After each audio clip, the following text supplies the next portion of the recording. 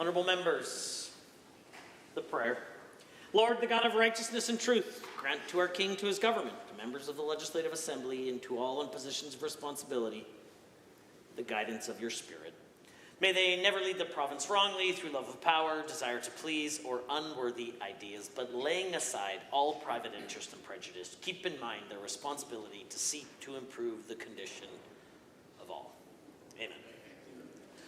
Honourable members, we will now be led in the singing of God Save the King by the Strathcona Christian Academy Elementary School Choir. I invite you to participate with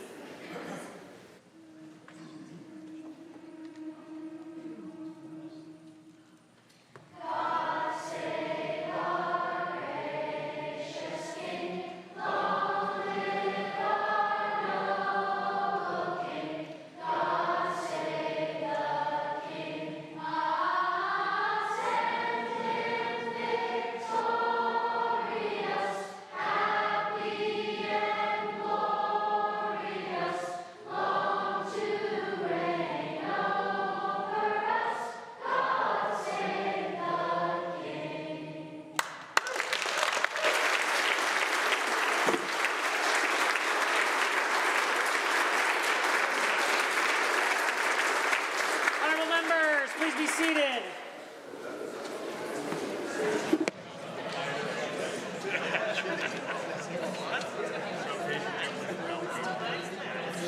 Introduction of visitors.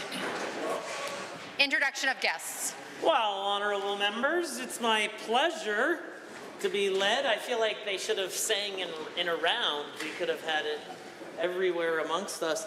Our pleasure to introduce to you the Royal Anthem Singers by the Strathcona Christian Elementary School Choir from Edmonton. Thank you so much to their music teacher, Adrian Rossell, teachers, parents, and those who ventured out today in the weather to sing for us. You did an absolute wonderful job.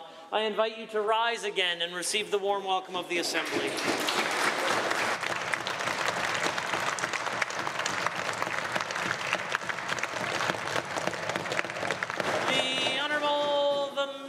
Technology Innovation. Do you have an additional school group to introduce?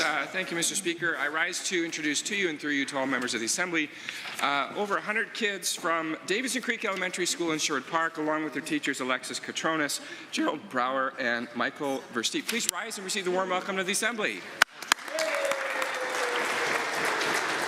The Honourable Member for Calgary East. Mr. Speaker, I'm glad to rise today and introduce to you and through you on the occasion of Holi, the Festival of Colors, delegates from International Swami Narayan Satsang Organization, Taral Patel, Deepak Patel, Kanji Agera. I now ask our guests to rise and receive the traditional warm welcome of the Assembly. Happy Holi to all. The Honourable Member for Red Deer South has an introduction. Mr. Speaker, my intentions are good, my pronunciation is not. On the commencement of Holi, Festival of Colors, from Iso Swami Narayan Hindu Temple in Edmonton, I introduce Dilip Mayank Kenu. Please rise and receive a super duper warm welcome of the House.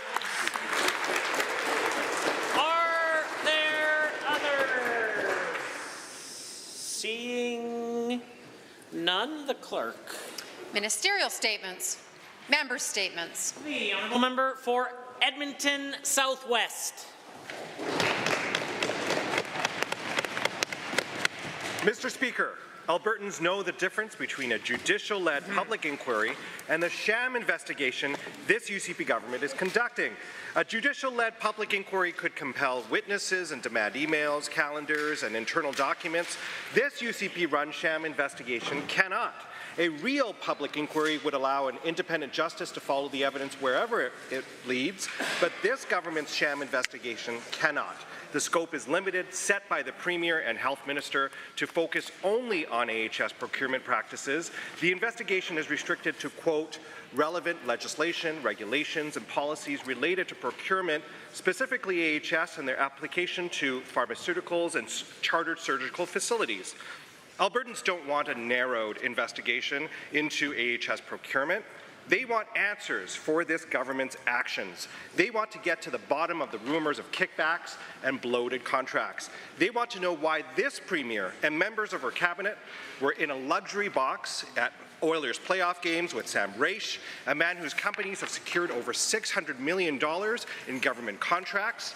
Albertans see through it. The Premier is hiding behind a rigged process with her thumb on the scale, hoping the scandal disappears. Even the former Infrastructure Minister saw the same pattern in the Auditor General's report process. Quote, they are in charge of the information forthcoming to the Auditor General. They determine what information gets turned over. There is a conflict of interest if you're investigating yourself. And the newly independent MLA for Lesser Slave Lake clearly stated how he feels about this government around their corruption. Quote, it reeks of the same entitlement we saw at the tail end of the PC dynasty. Yep. Mr. Speaker, the corruption and entitlement must end. Albertans deserve a real, independent public inquiry, not another cover-up. Yeah. The honourable member for Camrose has a statement to make. Well, thank you, Mr. Speaker. Edmonton is a remarkable, growing city with healthcare facilities that effectively serve many Albertans from various surrounding regions and northern rural communities. In fact, compared to other corridors in the province, the Edmonton corridor sees the highest number of out-of-corridor and out-of-province patients who access acute care inpatient services. Edmonton is also a major specialty and trauma care hub for out-of-corridor patients. This demand will continue to steadily grow as the Edmonton corridor population is expected to reach 5.9 million by 2038, which will account for 40% of Alberta's total population. Mr. Speaker, there is a great need for capital facilities to accommodate the increased demand, and I'm so proud that our government is taking swift action to address this concern. This morning, our government announced critical investment to expand, modernize and enhance health infrastructure in the province, especially in Edmonton. If passed, Budget 2025 would provide $2 million to develop inpatient towers at the Grey Nuns and Misericordia hospitals, which will successfully add up to 700 new inpatient beds and improve access to care and health facilities for the region. Additionally, Mr. Speaker, if passed, Budget 2025 would include a total of $180 million over 3 years for health capital projects in the Edmonton corridor, including $11 million to advance plans for a standalone Stollery Children's Hospital. This standalone facility will help increase acute care capacity at the University of Alberta Hospital and other facilities across the city. Our government is developing shelved and vacant spaces to increase capacity within health facilities across the province, including the Mazankowski Heart Institute and K Clinic. Mr. Speaker, these investments are fundamental to ensure that Edmonton remains properly supported and can continue delivering world-class health care to Albertans and out-of-province patients for many years to come. Thank you. The honourable member for Edmonton, Highlands, Norwood. A lot about what this province could be and wishing things were different. I wish the Premier would spend a day, even just an hour, in the shoes of an education worker, an educational assistant who's making 1/10 of that Premier's salary. I wish the Premier would sit in an overcrowded classroom and witness the care and kindness and patience that EAs exhibit each and every day for poverty wages. I wish the Premier could experience what it's like to be on the front lines right now. I wish she'd say something, do something about the record number of calls for drug poisonings. I wish she'd acknowledge we need to meet people where they're at and offer them a range of supports. I wish she understood that dead people can't recover. I wish the Premier could feel what it's like to live rough, just for a moment, to live how record numbers of unhoused folks live, and understand that actually investing in housing and wraparound supports could be truly transformational. I wish this Premier understood the value of a strong public healthcare system. I wish she'd focus more on fair contracts to our incredible healthcare workers and less on juicy contracts for her wealthy friends. I wish the Premier would spend more time in our province and less time in America. I wish she wouldn't spend your hard-earned dollars to go to Florida to hang out with far-right, racist, climate change denialists. I wish this Premier would stand up for our country. I wish she would pledge her unwavering commitment to Canada. I wish instead of pandering to other politicians who seek to weaken and divide us, I wish she'd have a backbone and a moral compass. I know it's foolish to keep wishing for this Premier to do the right thing, But what I won't do is I won't stop wishing for better and working for better. None of us will on this side of the House. We know that it's hard. We know that it's heavy. We know that it feels like one cut after another, blow after blow from this UCP government. But I promise you, better is possible, and it's closer than it's ever been.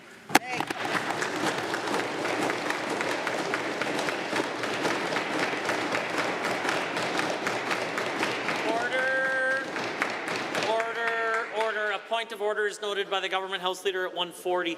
The Honourable Member for Red Deer South. Mr. Speaker, our duty is to seek freedom and prosperity for Albertans and to speak the truth in love. Wouldn't it be wonderful for Albertans to stop being exploited, transferring hundreds of billions to Quebec, and others who act in hypocritical ways, who attack and hold us back? And wouldn't it be wonderful to stop having to fund government jobs in Ottawa, an entrenched swamp who glut themselves on our labours and are often jealous and hostile to Alberta's freedom and prosperity? Mr. Speaker, Canada is suffering under economic warfare. But what about Alberta, who has suffered economic warfare under Trudeau for years? Did Team Canada have our back? No. And now some on this team call for export taxes on Alberta oil, using us as their sacrificial lamb, costing them nothing. They are a fake team, Mr. Speaker. We do not want hypocrisy. Our loyalty must be to the truth. Canada is broken, and this has been the case for a long time. And the acknowledgement of this sad truth stands independent of and does not condone destructive trade wars. These politicians broke Canada and made us more vulnerable in trade wars. And these politicians cannot be trusted to fix what they broke. Mr. Speaker, didn't Albertans vote in a referendum to get rid of equalization? And what did the rest of Canada do? Nothing, Mr. Speaker. The Honourable Member for Edmonton Glenora.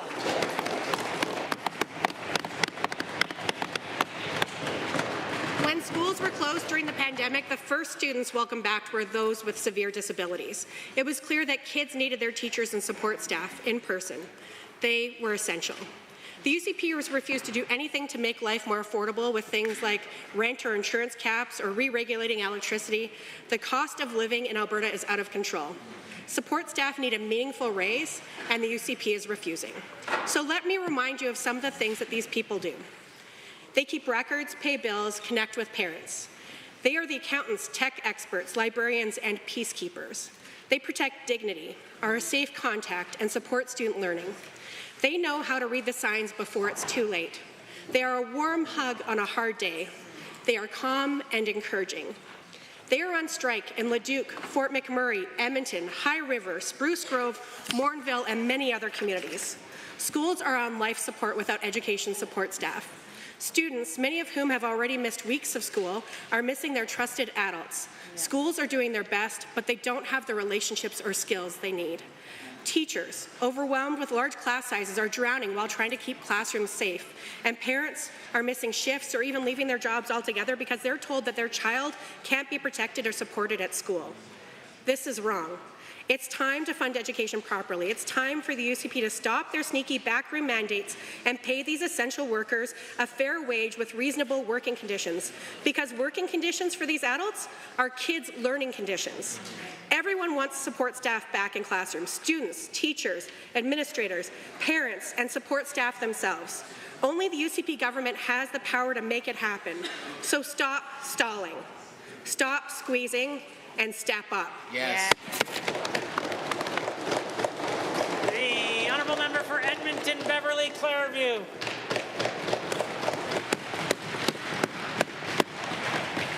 Mr. Speaker, today I rise in solidarity with educational support workers who have been on strike for far too long. Albertans know the facts. These folks provide one-on-one and small group support, are the first line of defense in the office, organize libraries so kids can find that book, hold an endless supply of bandages, are safe spaces, wash desks, and supervise and run bus schedules. And yet, they are some of the lowest paid professionals in education. Too many work more than one job and cannot keep up with the cost of things. They are undervalued and disrespected by this government. Burned out, but if you talk to them, all they want is to get back to their kids and do their job.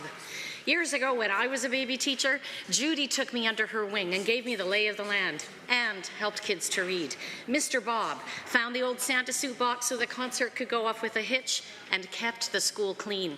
Trina knew finance and made sure every single form for every single child was accurate so they got the funding they deserved. Sam moonlighted as a translator, and then he indulged me when I asked him to set up the chairs a wee bit differently. Leah taught me a tapping technique she used to help kids regulate themselves. Donna knew everything and made sure the school was a part of the community and the community was a part of the school. Laura and Sylvia tag teamed, making sure dignity was never at risk. Dina kept the library going and reminded us all we needed to step up. Linda, Priscilla, and Leah answered phones, emails, doorbells, and the same question over and over and over again. Mr. Speaker, they all need this government to step up, and no matter what may be spun on the opposite side of our aisle, education is underfunded. These may be highly rewarding jobs and highly rewarding careers, but when a government dictates what school boards can offer in negotiations, fair bargaining does not exist. So here's some advice. Remove the caps, bargain in good faith, honor the agreements, pay them what they're worth. Presenting reports by standing in special committees, presenting petitions, notices of motions, introduction of bills, tabling returns and reports. The Honourable Member for Cypress, Medicine Hat. Thank you, Mr. Speaker. I have two tablings today. One is a cartoon from a constituent of mine, who actually goes right in line with the member from Red Deer South's take on the truth. And the other one is detailing the rather shocking history of a fentanyl ring bust here in Canada. Member for St. Albert. The Honourable Member for Edmonton Highlands Norwood.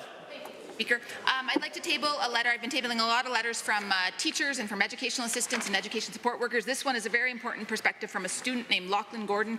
They're a student at Spruce Grove Composite High School and appeals to this government to pay education workers fair wages. The Honourable Member for Calgary Edgemont. Thank you, Mr. Speaker. Yesterday during QP, I spoke of the burden of other organizations after the one-time funding grant ended for the Sexual Assault Centre of Edmonton. I have 5 copies of the Red Deer Advocate from the other day talking about the Red Deer Sexual Assault Support Centre and how they're going to anticipate more people from Edmonton using their services. The Honourable Member for Calgary Beddington. Thank you, Mr. Speaker. I rise to table the requisite number of copies. Another letter from another Alberta mom, Gina. Gina's concerned about underfunding and low wages and how it is affecting our ability to recruit and retain educational support Edmonton staff. McClung has a tabling. Thank you, Mr. Speaker. I rise to table the requisite 5 copies of yet another couple of emails directed to the Minister of Transportation, the theme of which says, and quote, I'm shocked at the way you're wasting taxpayer money on delaying the initial Green Line as agreed 2 years ago. The Honourable Member for Edmonton Decor. Mr. Speaker, I would like to table 5 copies of a letter from Kelsey. It's a resident in Calgary, Acadia, and it's a letter on that she talks about the cost of living crisis. She specifically requested that members of the legislature to read her letter. Are there others? Seeing none, the clerk. Tablings to the clerk. I wish to advise the Assembly that the following document was deposited with the Office of the Clerk on behalf of Honourable Mr. Turton, Minister of Children and Family Services, pursuant to the Protection Against Family Violence Act, Family Violence Death Review Committee 2023-24 Annual Report. Deferred divisions. Honourable members, the time is now 1:50, and that brings us to oral question period. And the Leader of His Majesty's Loyal Opposition has question number 1.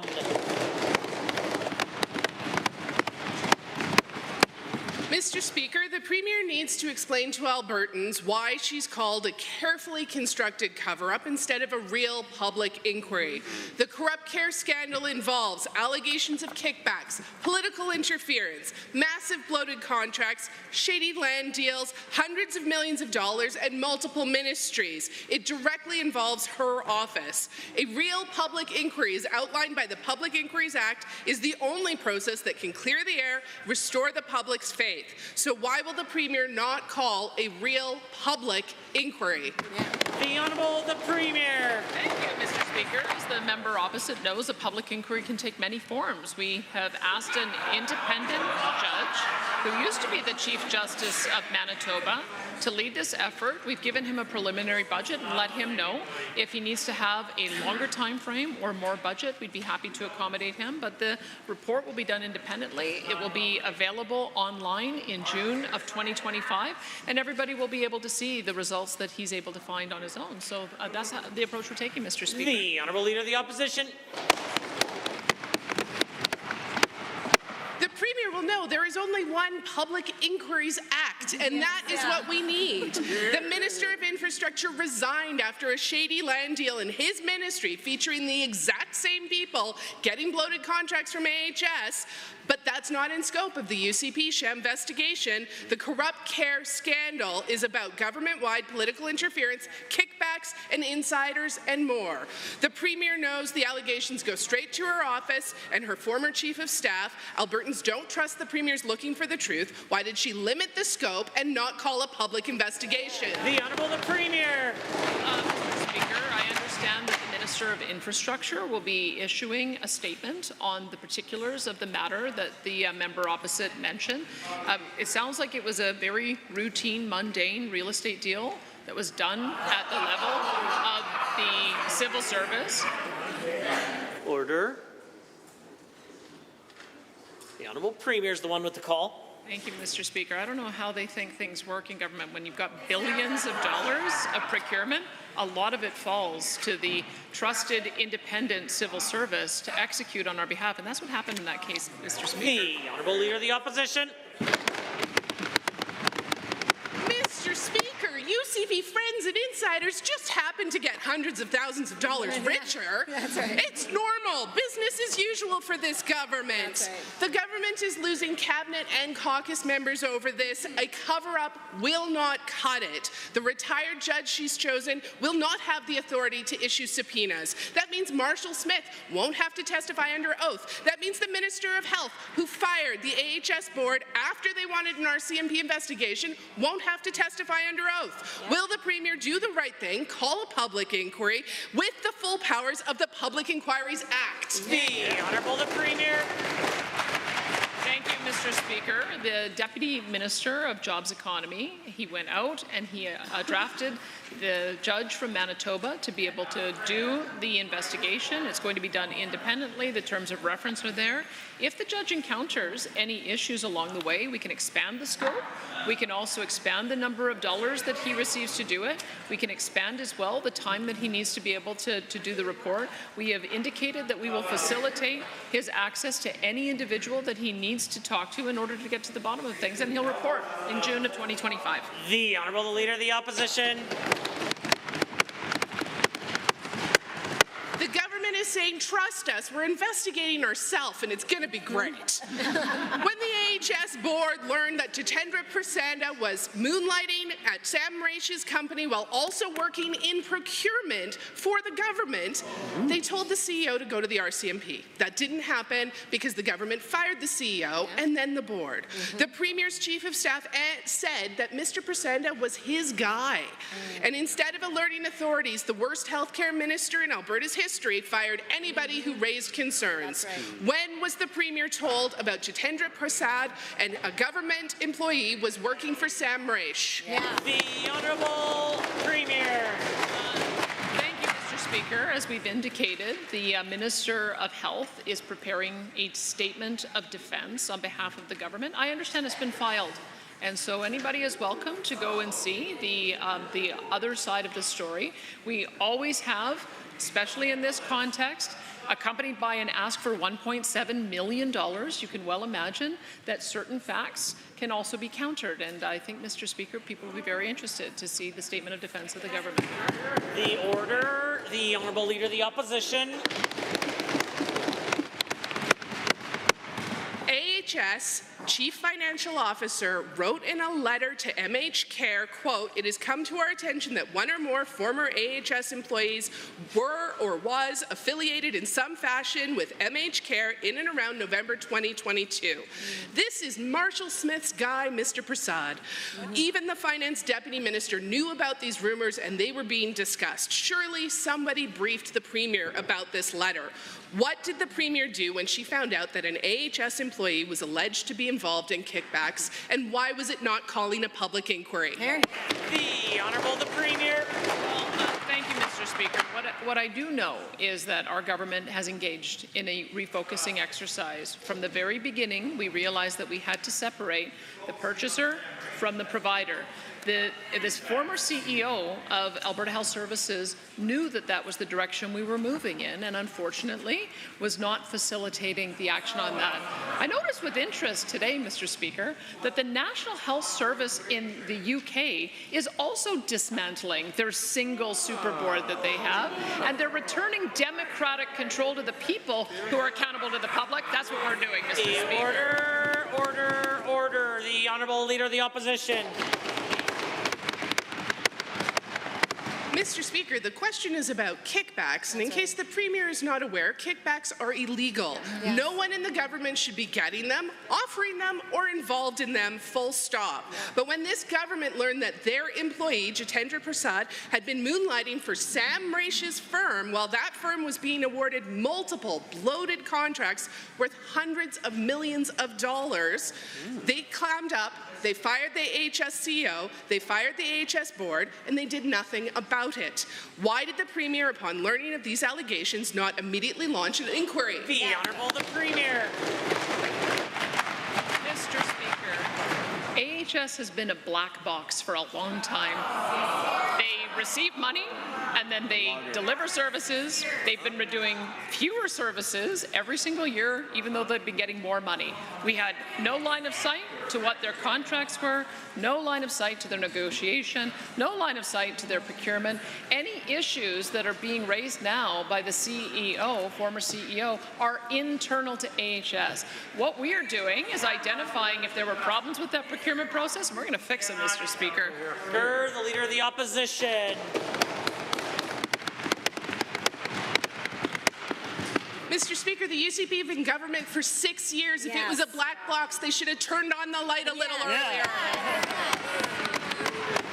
This Premier has been going back and forth to the United States of America a lot lately, despite that country's recent and repeated threats to our economy and sovereignty. Now we hear the Premier's going to share a stage with right-wing American commentator Ben Shapiro. She probably wants to be anywhere but here right now giving corrupt care, so I can kind of understand. But how can she be so out of step with Albertans who are buying Canadian and changing their travel plans? Will she cancel? The Honourable Premier. I know the members opposite only follow social media they agree with, so they probably haven't seen that Ben Shapiro has been one of the most outspoken critics of the the U.S. president's approach to tariffs against. Order.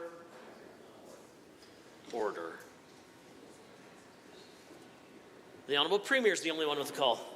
He has been one of the most outspoken critics of the U.S. president's approach to tariffs against Canada.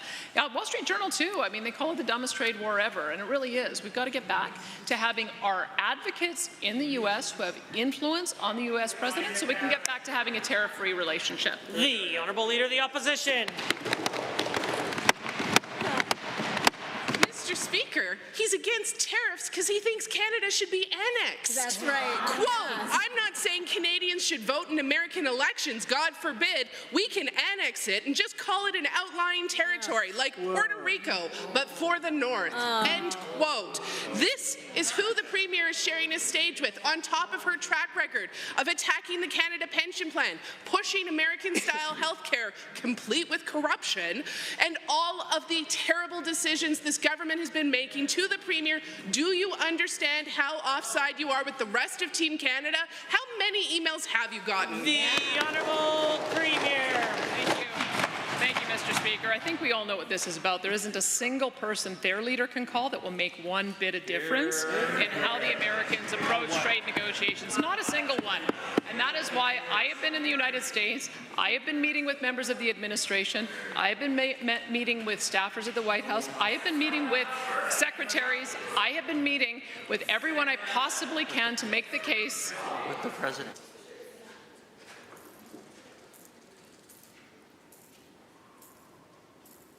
The Honourable Premier. I have been meeting with everyone I possibly can to make the case for a strong, united approach in Canada where we are able to put forward why it is we should maintain this tariff-free relationship across all goods and services. And, Mr. Speaker, I think it's going to be working. Order. The Honourable Leader of the Opposition. Mr. Speaker, Albertans are watching, and the stream of selfies haven't made one bit of difference either. This Premier is mad that Doug Ford, David Eby, and Wab Kinew are all standing up for Team Canada. Instead, she is sharing a stage with someone who thinks that Canada should be annexed. This Premier needs to be on Team Canada. Other premiers get it. Why won't this Premier... Order. The Leader of the Opposition. This Premier needs to be on Team Canada. Other premiers get it. Why won't this Premier get with the program, cancel the speech, stand with Albertans who are a part of Team Canada and under threat from Trump's tariffs?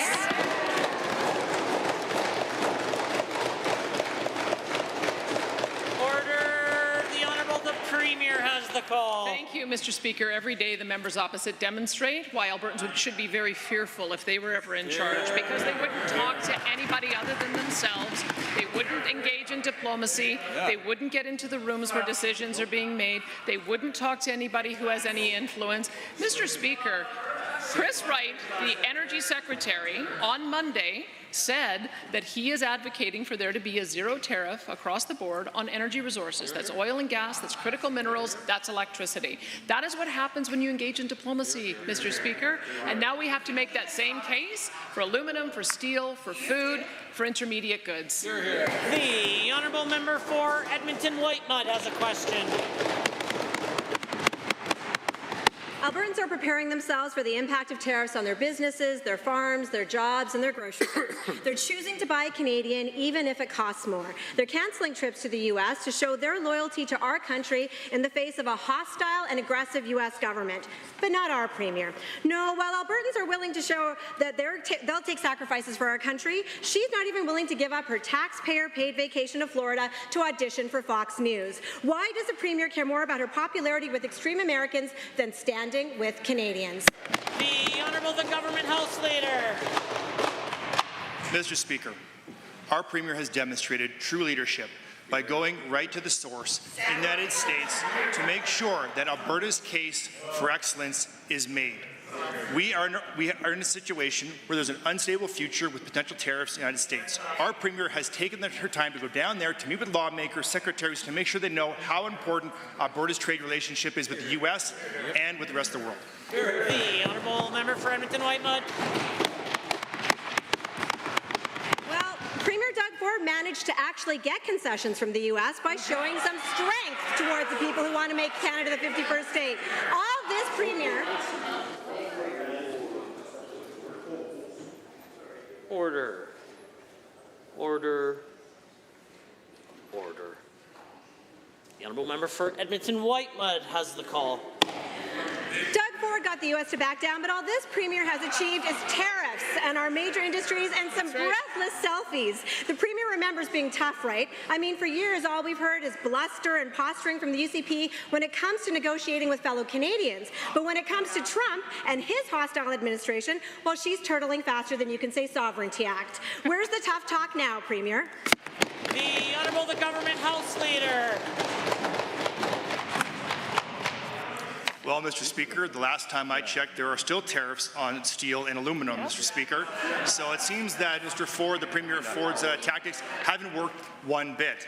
Mr. Speaker, in addition to the time the Premier has spent in the United States lobbying lawmakers, lobbying secretaries to make sure they understand the importance of our relationship with the United States, the Premier has also accomplished a significant amount right back here at home. The Premier can walk and chew gum, Mr. Speaker. That includes investing record number of money into education. It's $8.6 billion into building schools, 90 new schools, modernized and replaced 24 of them. Mr. Speaker, we have a plan and it's working. The Honourable Member for Edmonton Whitemud.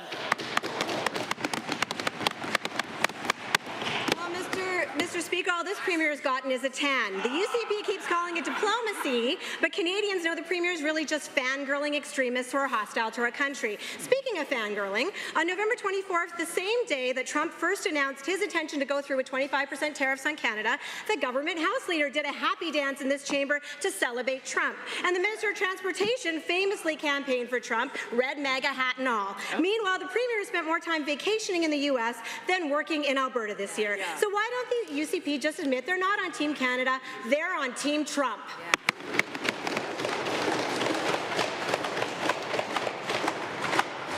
It may be tough to make a connection to government policy on that question, but if the Honourable Government House Leader chooses to answer it, he's welcome to do so. Well, Mr. Speaker, I would agree with you. I didn't hear anything about government policy and that mishmash of wording across the aisle, but what I can say is the Team Canada we're part of would never use energy, oil and gas as a negotiating tactic, Mr. Speaker. We value the relationship we have with the United States. We feel that diplomacy is the best foot forward, and I can tell you, Mr. Speaker, while Ottawa is in complete and utter chaos, our Premier is showing true leadership. Member for Edmonton McClung has a question to ask. Mr. Speaker, let's review some quotes for the Assembly. Quote, I'm not saying Canadians should vote in American elections. God forbid. We can annex it and just call it an outlying territory like Puerto Rico, but of the North. Quote, why the heck not? Let's expand the real estate holdings of the United States. These quotes about Canada, Mr. Speaker, are deeply offensive to every Albertan and Canadian I know. So will the Premier agree these comments from Ben Shapiro have no place in our public discourse, and will she denounce them today? The Honourable the Government House Leader. Mr. Speaker, as already mentioned in this chamber, that Ben Shapiro agrees with us that tariffs are not the proper path forward. That is why the Premier has taken significant time to go down to the United States to meet with lawmakers, to meet with secretaries, and has actually met with the President himself to make the case for Alberta, Mr. Speaker, all the while making sure we're moving Alberta forward in some very uncertain times, potentially facing tariffs, Mr. Speaker. The proper path forward is real leadership, which we have with this Premier, and making sure we make the case for Alberta.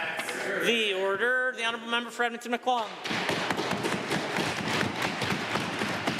Given that Ben Shapiro also said, quote, everything we're saying about Canada is true. It's a silly country that makes maple syrup and hockey. And given that he said, quote, I feel they will greet us as liberators. And given that no one in Alberta will accept being taken over by Donald Trump, and given that instead Albertans are elbows up against this trade war, will the Premier denounce these horrific remarks made by Ben Shapiro, the man she's helping fundraise for an extremist group in just 2 weeks?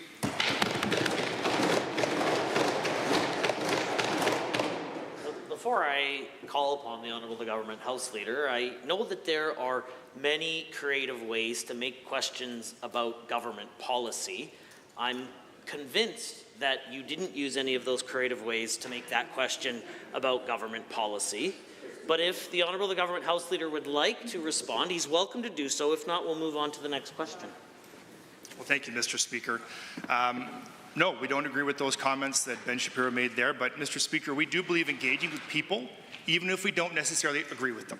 But if there's a large following there that we have a chance to get our message out, the Premier is going to make that case, Mr. Speaker.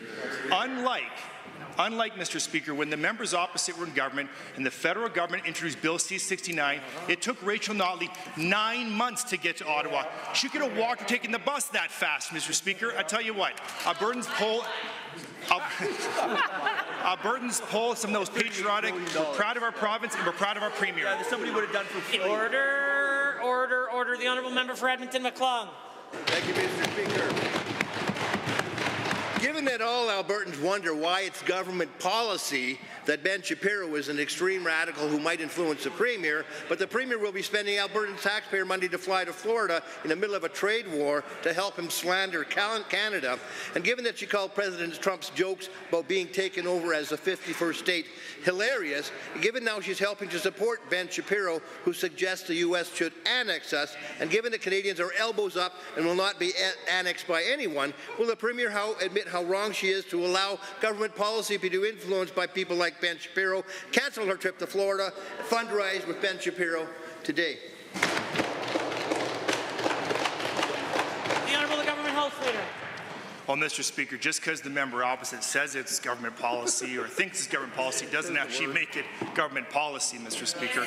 What I can tell you is our government policy is to put Albertans first. That's what the Premier has been doing since she was elected. That's what she continues to do. She continues to defend our province in the United States while we face the threat of potential tariffs. Mr. Speaker, real leadership is guiding our province through very difficult financial times and uncertainty. Our Premier has led the way. She's been to Ottawa, she's been to the United States, and she continues to make the case that Alberta is the best place to live, to play, and to visit. The order, the honourable member for Fort McMurray Wood Buffalo. Mr. Speaker, Alberta's transportation networks are critical to keeping our industries competitive and our communities connected. Roads are the #1 issue that my constituents are always concerned about, mainly because they drive the roads every day. These dedicated pathways of travel have enabled our modern society around the world to progress by enabling efficient access to everything from valuable resources to agricultural lands to home. Roads are invaluable. To the Minister of Transportation and Economic Corridors, can you explain how Highway 686 will improve things in the north? The Honourable Minister of Transportation and Economic Corridors. Well, thank you very much, Mr. Speaker, and I'd like to thank the member for that very important question and for the work that he's done on Highway 686. And I can tell you, Mr. Speaker, this is a really unique project where we actually worked with the 3 First Nation chiefs and communities and actually gave them consultation funding to actually go out and talk to their members in their communities about the importance of 686, and Mr. Speaker, and that work is now completed or nearing completion, and we're actually going to have design work that's in this budget that's going to go out, if passed, to be able to build this super important highway over 200 kilometers connecting Fort McMurray essentially all the way to Grand Prairie, Mr. Speaker. It'll really unlock the true value of Northern Alberta. The Honourable Member for Fort McMurray Wood Buffalo.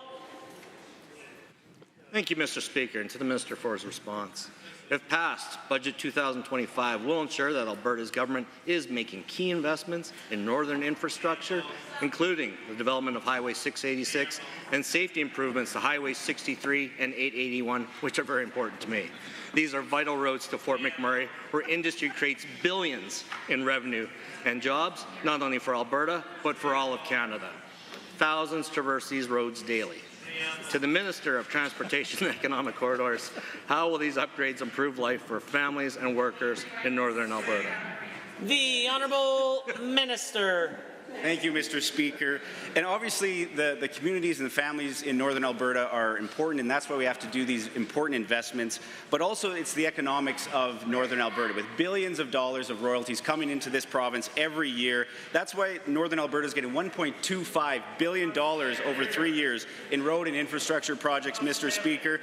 My estimates are on Monday. There's lots of heckling from the NDP, so hopefully they show up to that so they can hear more about this. But $101 million, Mr. Speaker, going to Highway 6320 north of Fort McMurray. $141 million, Mr. Speaker, is going to Highway 881. There's so much more good news for Northern Alberta in this budget. The Honourable Member for McMurray Wood Buffalo.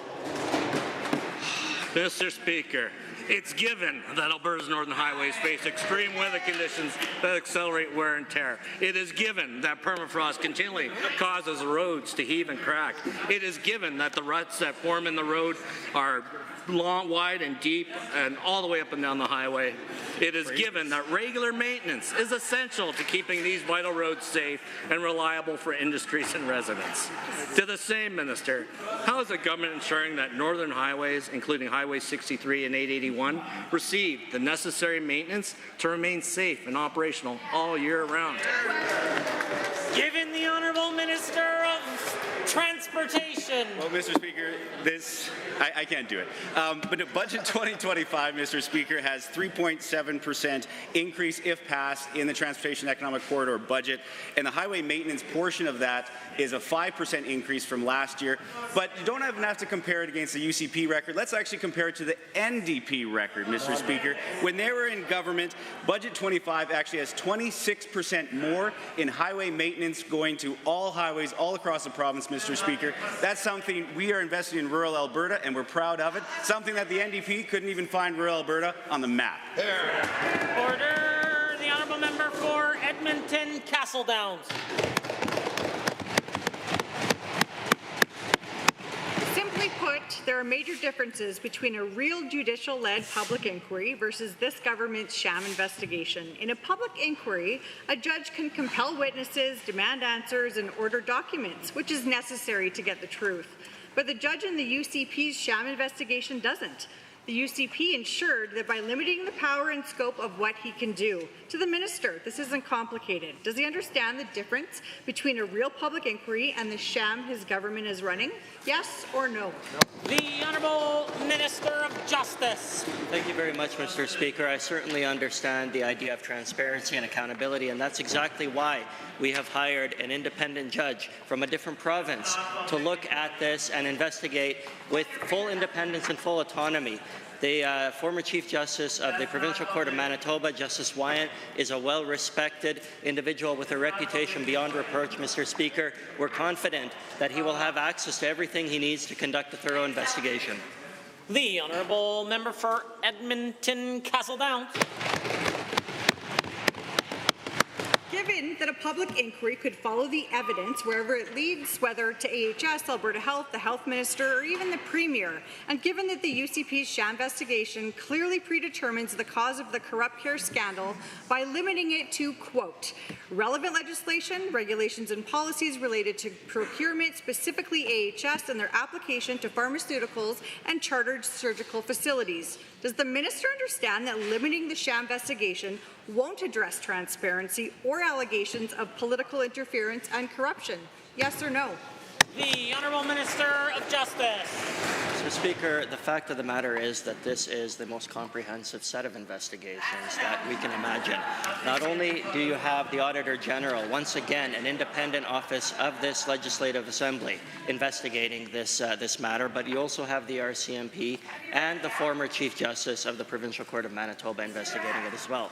The Premier has committed to providing all information and cooperating with all of these investigations. We're absolutely confident that we'll get the answers that we're all looking for. The Honourable Member. Given that there are valid allegations of backroom deals, corruption and kickbacks within this government due to the corrupt care scandal, and given that the UCP's sham investigation will not give Albertans the answers they deserve, and given that without a public inquiry, Albertans won't get transparent understanding of the scandal, let me be clear. A public inquiry requires those involved to testify and would ensure this never happens again. To the minister, Albertans deserve better. Will he stop the sham investigation and launch a judicial-led public inquiry now? The Honourable Minister of Justice. Mr. Speaker, I have faith in the process, and I also have faith in the former Chief Justice that has been appointed to conduct this investigation. Members of the NDP have just heard that a statement of defence is filed, and in it, the information and the facts that we are going to rely on will paint a full picture of what actually happened in this particular case, Mr. Speaker. We're absolutely confident that both the investigation and the statement of defence will clarify all of the information necessary. The Honourable Member for Calgary-Beddington has a question. Education workers deserve respect, period. But that's not what they're getting from the UCP. The Public Sector Employers Act gives the government the authority to issue directives that set direction in bargaining, including wage limits. It's their way of setting the frame for public sector agreements. To the Minister of Education, under the Public Sector Employers Act, what directives have been issued with respect to fiscal limits school boards must operate within while engaging in bargaining with education support workers? The Honourable Minister of Education. Well, thank you so much, Mr. Speaker. And first and foremost, I do want to express my gratitude to the work that's done by our educational support workers, teachers, and other educators. Of course, they do tremendous work every single day to help ensure that our students receive a world-class education. Mr. Speaker, in Budget 25, we're making significant and historic investments into our education system. We're planning to invest over $1.1 billion over the next 3 years to accommodate some of the significant student enrollment that we're seeing, and there's other investments as well. The Honourable Member for Calgary-Beddington. Given that the minister didn't answer the question I just asked, given that 2 Edmonton Public School Board trustees have resigned already this year, one of whom resigned in protest to stand with grossly underpaid education support workers, given that the second trustee resigned citing the erosion of school board autonomy as the reason for her departure, and given that whatever the minister may say, it is the government, not school boards, who are the funder for education support workers, when will the UCP step up to properly fund our modern complex classrooms? The Honourable Minister of Education. I'm happy to do that right now, Mr. Speaker, by investing $9.8 billion into our education system, including $1.1 billion to fund enrollment pressures, including $1.6 billion to fund students with special and complex learning needs, which includes a 2% increase to funding for PUF, English as an Additional Language, the School Nutrition Grant, the Transportation Grant, the Refugee Grant, and others. In addition, we will be increasing our funding to the Classroom Complexity Grant by 20% to make sure that every student can receive a world-class education. The order, the Honourable Member. Given that this minister's current funding levels see the average education assistant earning a shocking $26,000 a year, given that it's the choices this government has made, holding education funding below population growth and inflation, ignoring the rising cost of everything, that is applying the pressure that keeps those wages so low, and given that this government has put school boards in an impossible position, when will the minister admit that this isn't someone else's problem, but a problem of his own making? The Honourable Minister of Education. Mr. Speaker, of course, the Government of Alberta does not negotiate directly with the Canadian Union of Public Employees. Those negotiations happen between the QP, between the union and the school boards that are the employers. Of course, as the provincial government, we work to establish standards for education, and we work to ensure that we're providing adequate funding, as we're doing, as I just mentioned a moment ago, the significant investments that we're making. In addition to that, we're also making an $8.6 billion investment to build 100 more schools in the province. The Honourable Member for Calgary Varsity.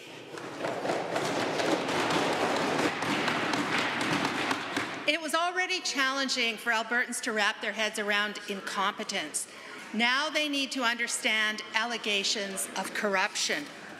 Contracts for some chartered surgical facilities pay about double the cost of procedures done within AHS. Can the minister please tell us how much of Albertans' money is being wasted on corporate profits and how much is being wasted to plan and build infrastructure that someone else will own? The Honourable Minister of Health. Thank you, Mr. Speaker. I can answer the question. In fact, Mr. Speaker, we're making sure that the dollars are going to make sure that we provide the health care resources. I had a great announcement this morning. We are, in fact, going to build 2 inpatient towers, one at the Grey Nuns and one at the Misericordia. That will add 700 beds, Mr. Speaker, unlike the members opposite that didn't even have a business plan when they announced a a hospital in South Edmonton that would only provide 400 beds for $4.9 billion, Mr. Speaker. The honourable member for Calgary Varsity.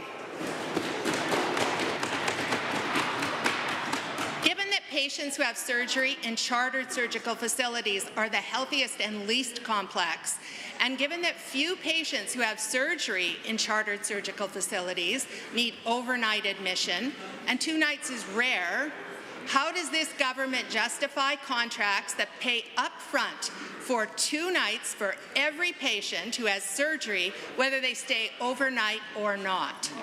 The Honourable Minister of Health. Mr. Speaker, when the members opposite were in government, they were paying for 40,000 chartered surgical facilities to happen every year, Mr. Speaker, or 40,000 surgeries, sorry, in chartered surgical facilities. I beg your pardon. But you know what, Mr. Speaker? We've been able to increase that number to over 60,000 because you know what? Albertans deserve to have surgeries done in a timely fashion. We are now at 310,000 surgeries a year, over 60% in clinically approved time frames. Honourable member for Calgary Varsity.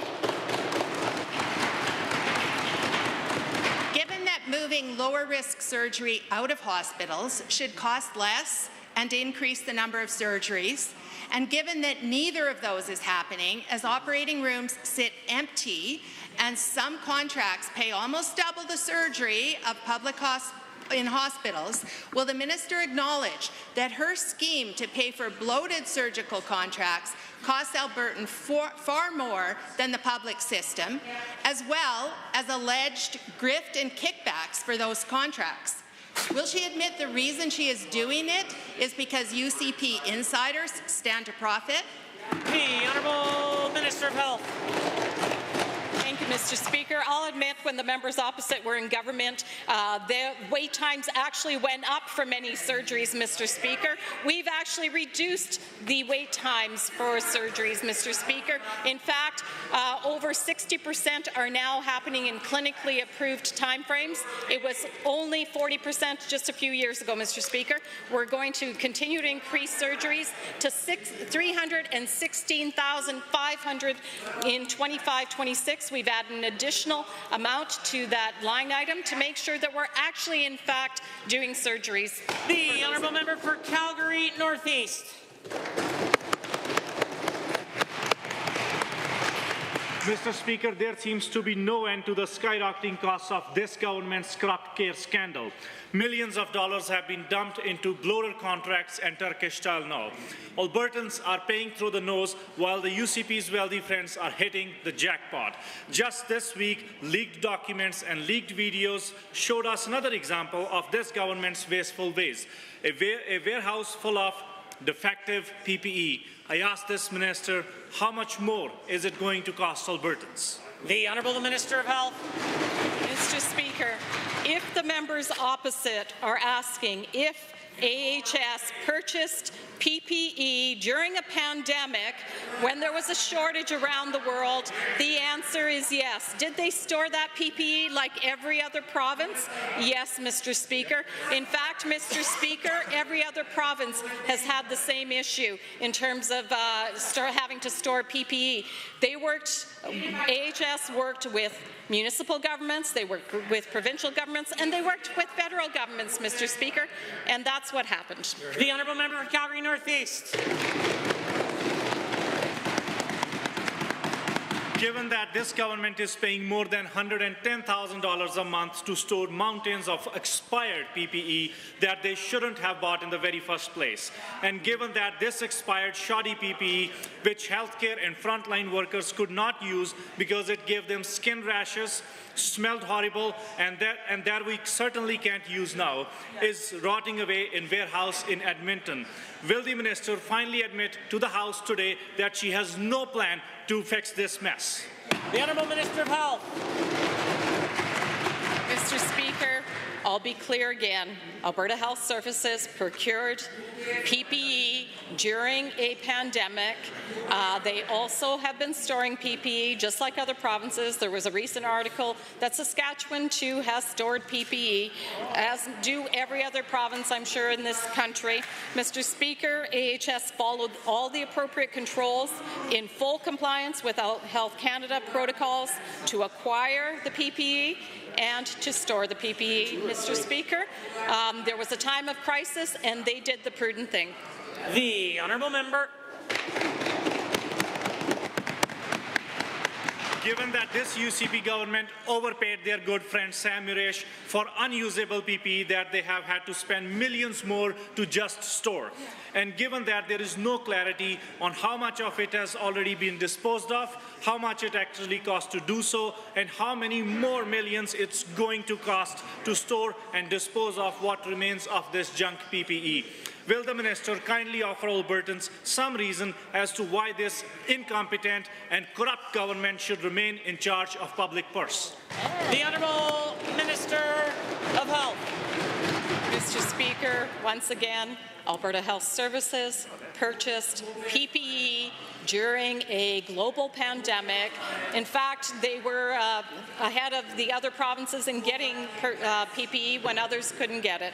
Mr. Speaker, they purchased it, they stored it. Mr. Speaker, they continue to follow all Alberta Health or Canada Health protocols. And Mr. Speaker, the members opposite would have been yelling at us if they had not purchased PPE during a global pandemic. I'm sure of it, Mr. Speaker. So, Mr. Speaker, AHS did what they were supposed to do. Member for Calgary, the honourable member for Medicine Hat, Cypress. Still wrong, Mr. Speaker. Mr. Speaker, it's been 4 months since I stood in this House and asked the Minister of Municipal Affairs about the municipal inspection in Medicine Hat.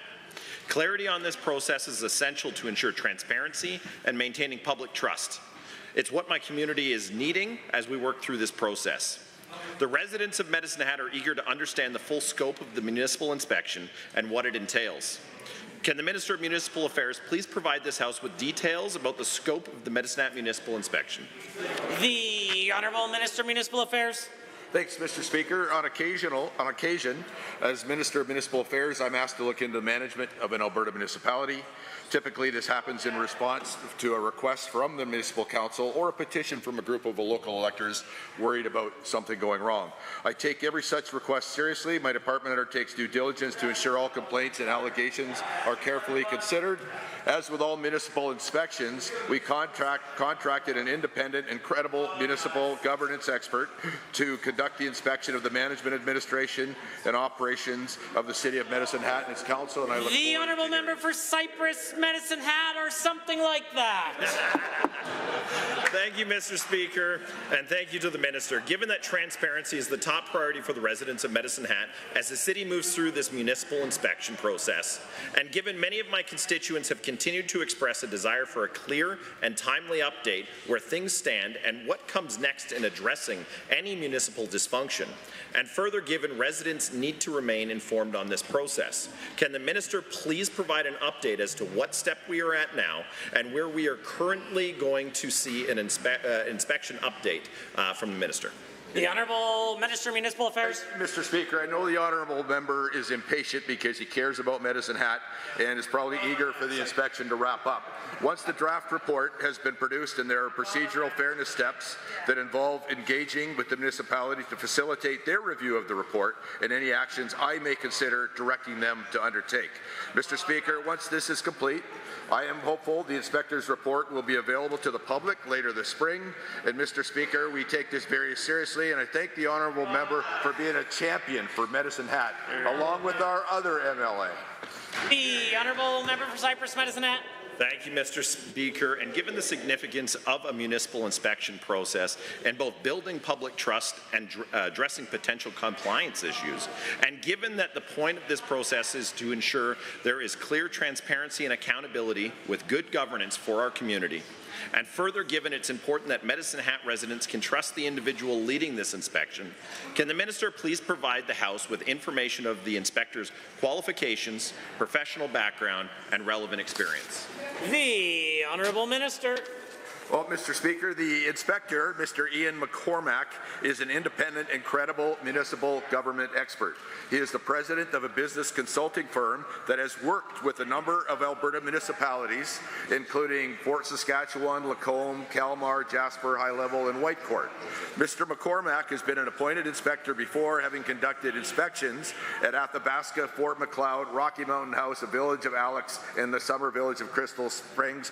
He's highly experienced, highly respected, Mr. Speaker, and I thank Mr. McCormack for his wonderful work and look forward to a report which I'm sure we can all have confidence in when we get it. The Honourable Member for Banff, Kananaskis. Thank you, Mr. Speaker. Recently, someone outside of the Bow Valley killed a mother cougar and orphaned 2 4-month-old kittens. Hundreds of Albertans have emailed me expressing concern and outrage. Last year, the Minister of Forestry and Parks increased winter hunting of female cougars dramatically, another decision benefiting his hunter outfitter friends and not wildlife. People see this killing as needless and cruel. Will the minister hold whoever illegally killed this cougar accountable, or is he too focused on killing Alberta wildlife to care?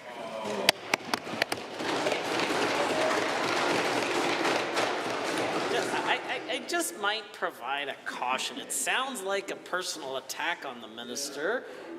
Just might want to be cautious about such language. The Honourable Minister.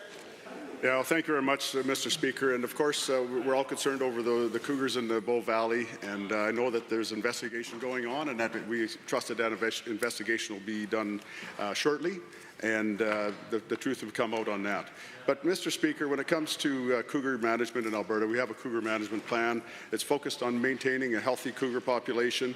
Cougar quotas are regularly adjusted in line with that management plan, and so Mr. Speaker, the management of cougars in Alberta will continue to be done properly and responsibly so that we have a healthy population going forward. The Honourable Member for Banff, Kananaskis. Well, given that this is yet another decision the minister has made not based on wildlife science or data and probably based on lobby efforts from his buddies. Given these cougar kittens were too young to take care of themselves, they still have spots, by definition hunting their mother is illegal. Given that Fish and Wildlife staff were directed to deem this hunt legal, given apparently the UCP's self-serving agenda goes beyond healthcare and infrastructure into wildlife, did the minister direct Fish and Wildlife to turn a blind eye and rule in favour of his hunting buddies? The Honourable Minister. Mr. Speaker, that is actually atrocious. That member would accuse me of that. That's absolutely untrue. There was no direction given by me to any officers on that investigation. They've done that independently through the Minister of Public Safety and Emergency Services. I do want to make sure that people know that those young cougars have been taken care of. They're in the Calgary Zoo at this point. And I want to assure you that this has been taken care of properly from the start, and this investigation continues, and it will continue till it's completed. I know the member opposite. I would love to debate facts with her, but she's more interested in clickbait. The Honourable Member. Well, given that direction had to come from somewhere, Mr. Speaker, given the Minister of Forestry and Parks has had previous financial interest in a hunter guide outfitting business that is now owned by his son, as I understand, given every decision this minister has made directly benefits financially hunter guide outfitting businesses, given that this government's pattern of corruption to reap personal benefits goes across ministries, how can Albertans trust the minister to make decisions that benefit Alberta wildlife when this corruption isn't an isolated instance, it's how they govern?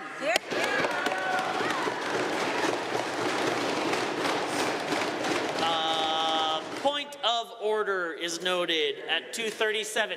The Honourable Minister. Mr. Speaker, that is absolutely disgusting that member would bring that up.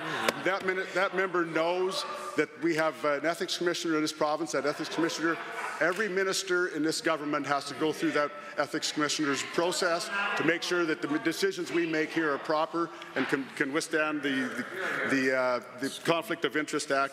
Mr. Speaker, when it comes to wildlife in this province, I would rather manage wildlife with common sense rather than the nonsense that comes from outside.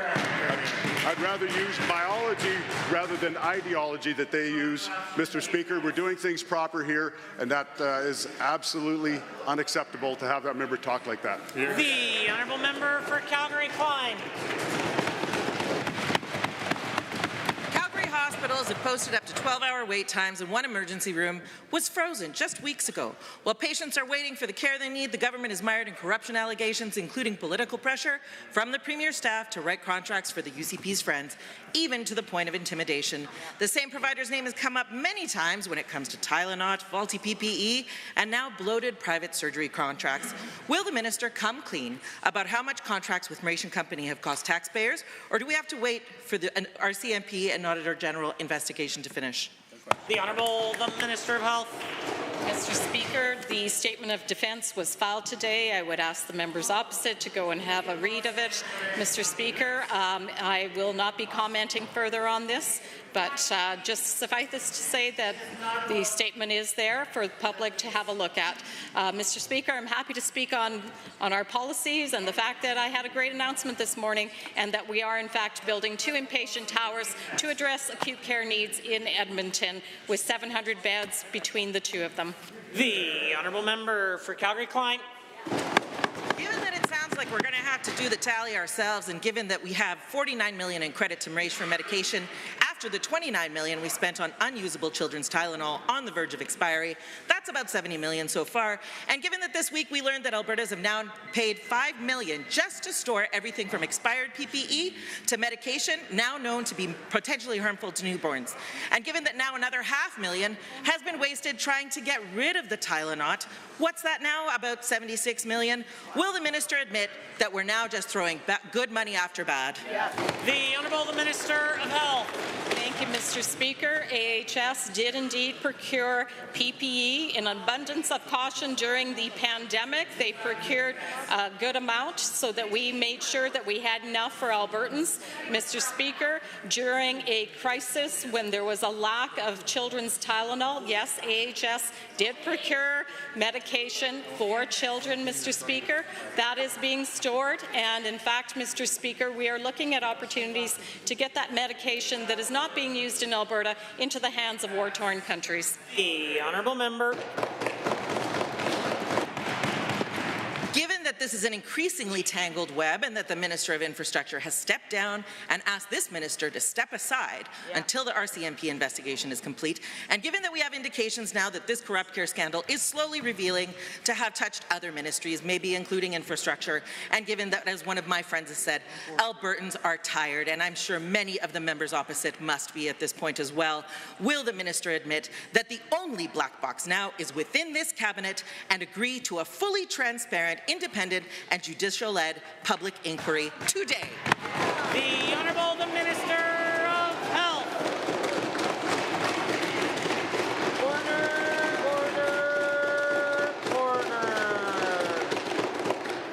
The Minister of Health. Thank you, Mr. Speaker. As we've said from the beginning, we are taking these allegations very seriously. In fact, there are a number of reviews and inquiries as well as investigations going on. Mr. Speaker, we all have a very keen interest to make sure we get down to the bottom of what actually has occurred. As the Premier has indicated, as I've indicated, Alberta Health Services is indeed a big black box, and we're going to look into it, Mr. Speaker. Honourable members, that concludes the time allotted for oral question period. In 30 seconds or less, we will continue to the remainder of the the remainder of the daily routine. Those of you who are traveling home this afternoon, please do so carefully. We will continue with the remainder of the daily routine in 30 seconds.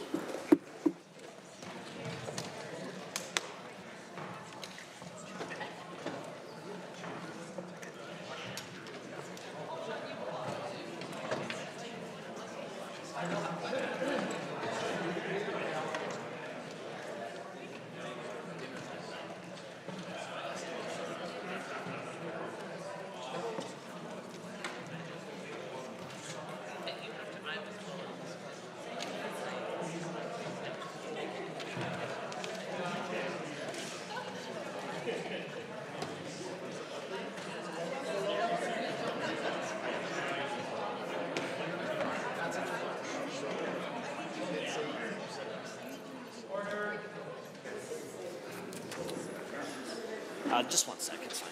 Honourable members, that brings us to points of order. And at 1:40, during member statements, the government House Leader rose on a point of order.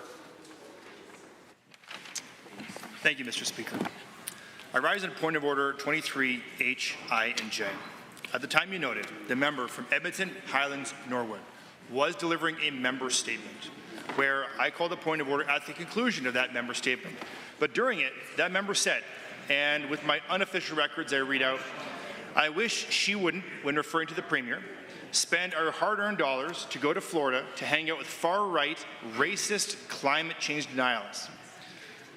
Further, she said, I wish she'd have a backbone and a moral compass. Mr. Speaker, this language has been ruled unparliamentary on multiple occasions, including April 5th of 2017 by Speaker Warner, December 2nd in 2015 by Speaker Warner, June 1st of 2016 by Speaker Warner, and April 8th, 2013 by Speaker Zwozdetsky. That's the climate change denier portion. Furthermore, the issue of pandering to extremists was ruled unparliamentary on March 27th, 2024 by yourself. What I also find really disturbing, Mr. Speaker, is to make a personal attack against any member in this chamber. For me, members of the government side, or for members of the opposition, this kind of language is unacceptable. It is unbecoming of members of this chamber, and it should not be allowed. And though it is during a member statement, we're not allowed to heckle, not allowed to respond or make a sound. I respect that process. Mr. Speaker, member statements are also not a time to tee off personally on another member of this chamber and make derogatory personal attacks. That's exactly what this is, Mr. Speaker. That member's remarks are repugnant. I believe this is a point of order, and I hope that you feel the same. Order, order. The Leader of the Official Opposition. Thank you very much, Mr. Speaker. Mr. Speaker, we've debated a number of times in this House about when something is a personal attack or when it is talking about a member in their role, like the role of Premier, and it is a matter of government business. I would submit to you that I do not have the benefit of the blues, but language around spending hard-earned tax dollars to go to Florida to hang out with far-right, racist climate change denialists, that is a matter of government business. That is a matter of debate, and I do not believe that that would be a point of order. We have debated the nuance of whether commentary about a premier is, in fact, a personal attack on April 11th, 2024, on November 5th, 2024, repeatedly. Statements about government business, even when they are directed to a premier, are not a point of order, but a matter of debate. That being said, Mr. Speaker, I do not have the blues in front of me, and while I know that the member intended to offer a commentary on government policy throughout, there may have been lines that do cross the line into personal attack, and for that I will have to rely on you and your judgment and the copy of the blues, because I do not have all of that language in front of me. Thank you, Mr. Speaker. I do have the benefit of the blues, and I am prepared to rule.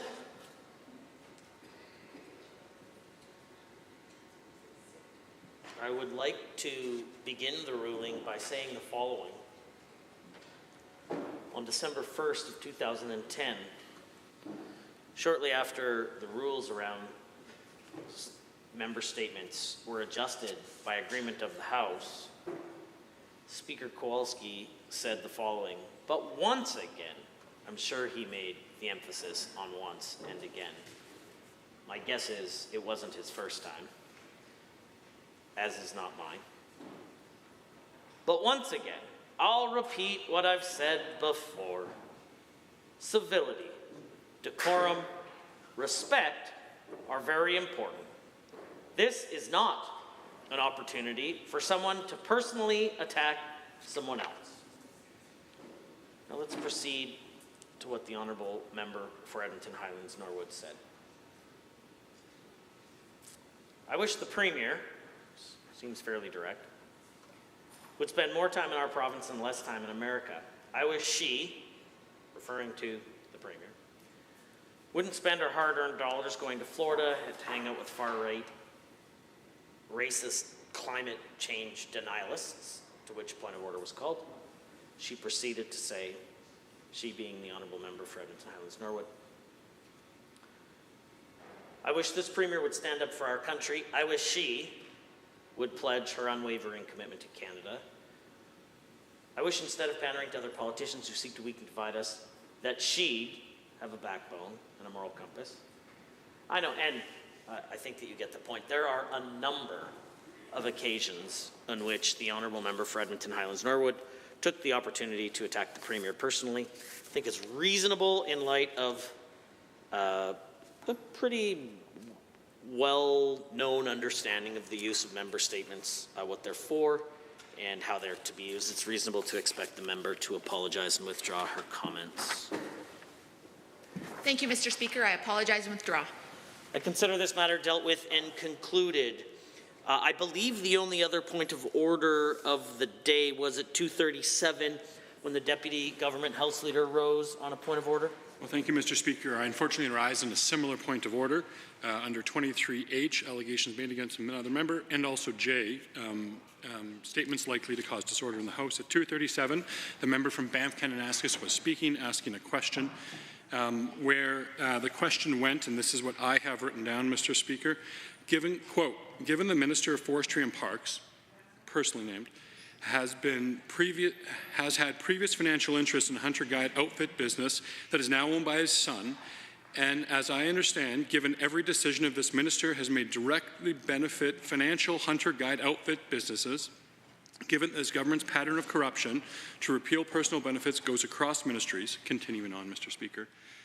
The member opposite named the Minister of Forestry and Parks in particular in that question, referenced an allegation against him for making benefits that financially benefit his son and friends, and also not implied but directly cited corruption.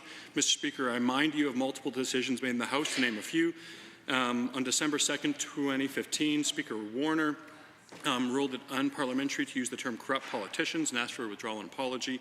Again, Speaker Warner on May 30th, 2016, with the term corrupt referring to an individual, member withdrew. And of course, Mr. Speaker, Speaker Gwazdewski on November 19th, 2013, also ruled it unparliamentary to refer to an individual member of the House as corrupt or participating in corruption.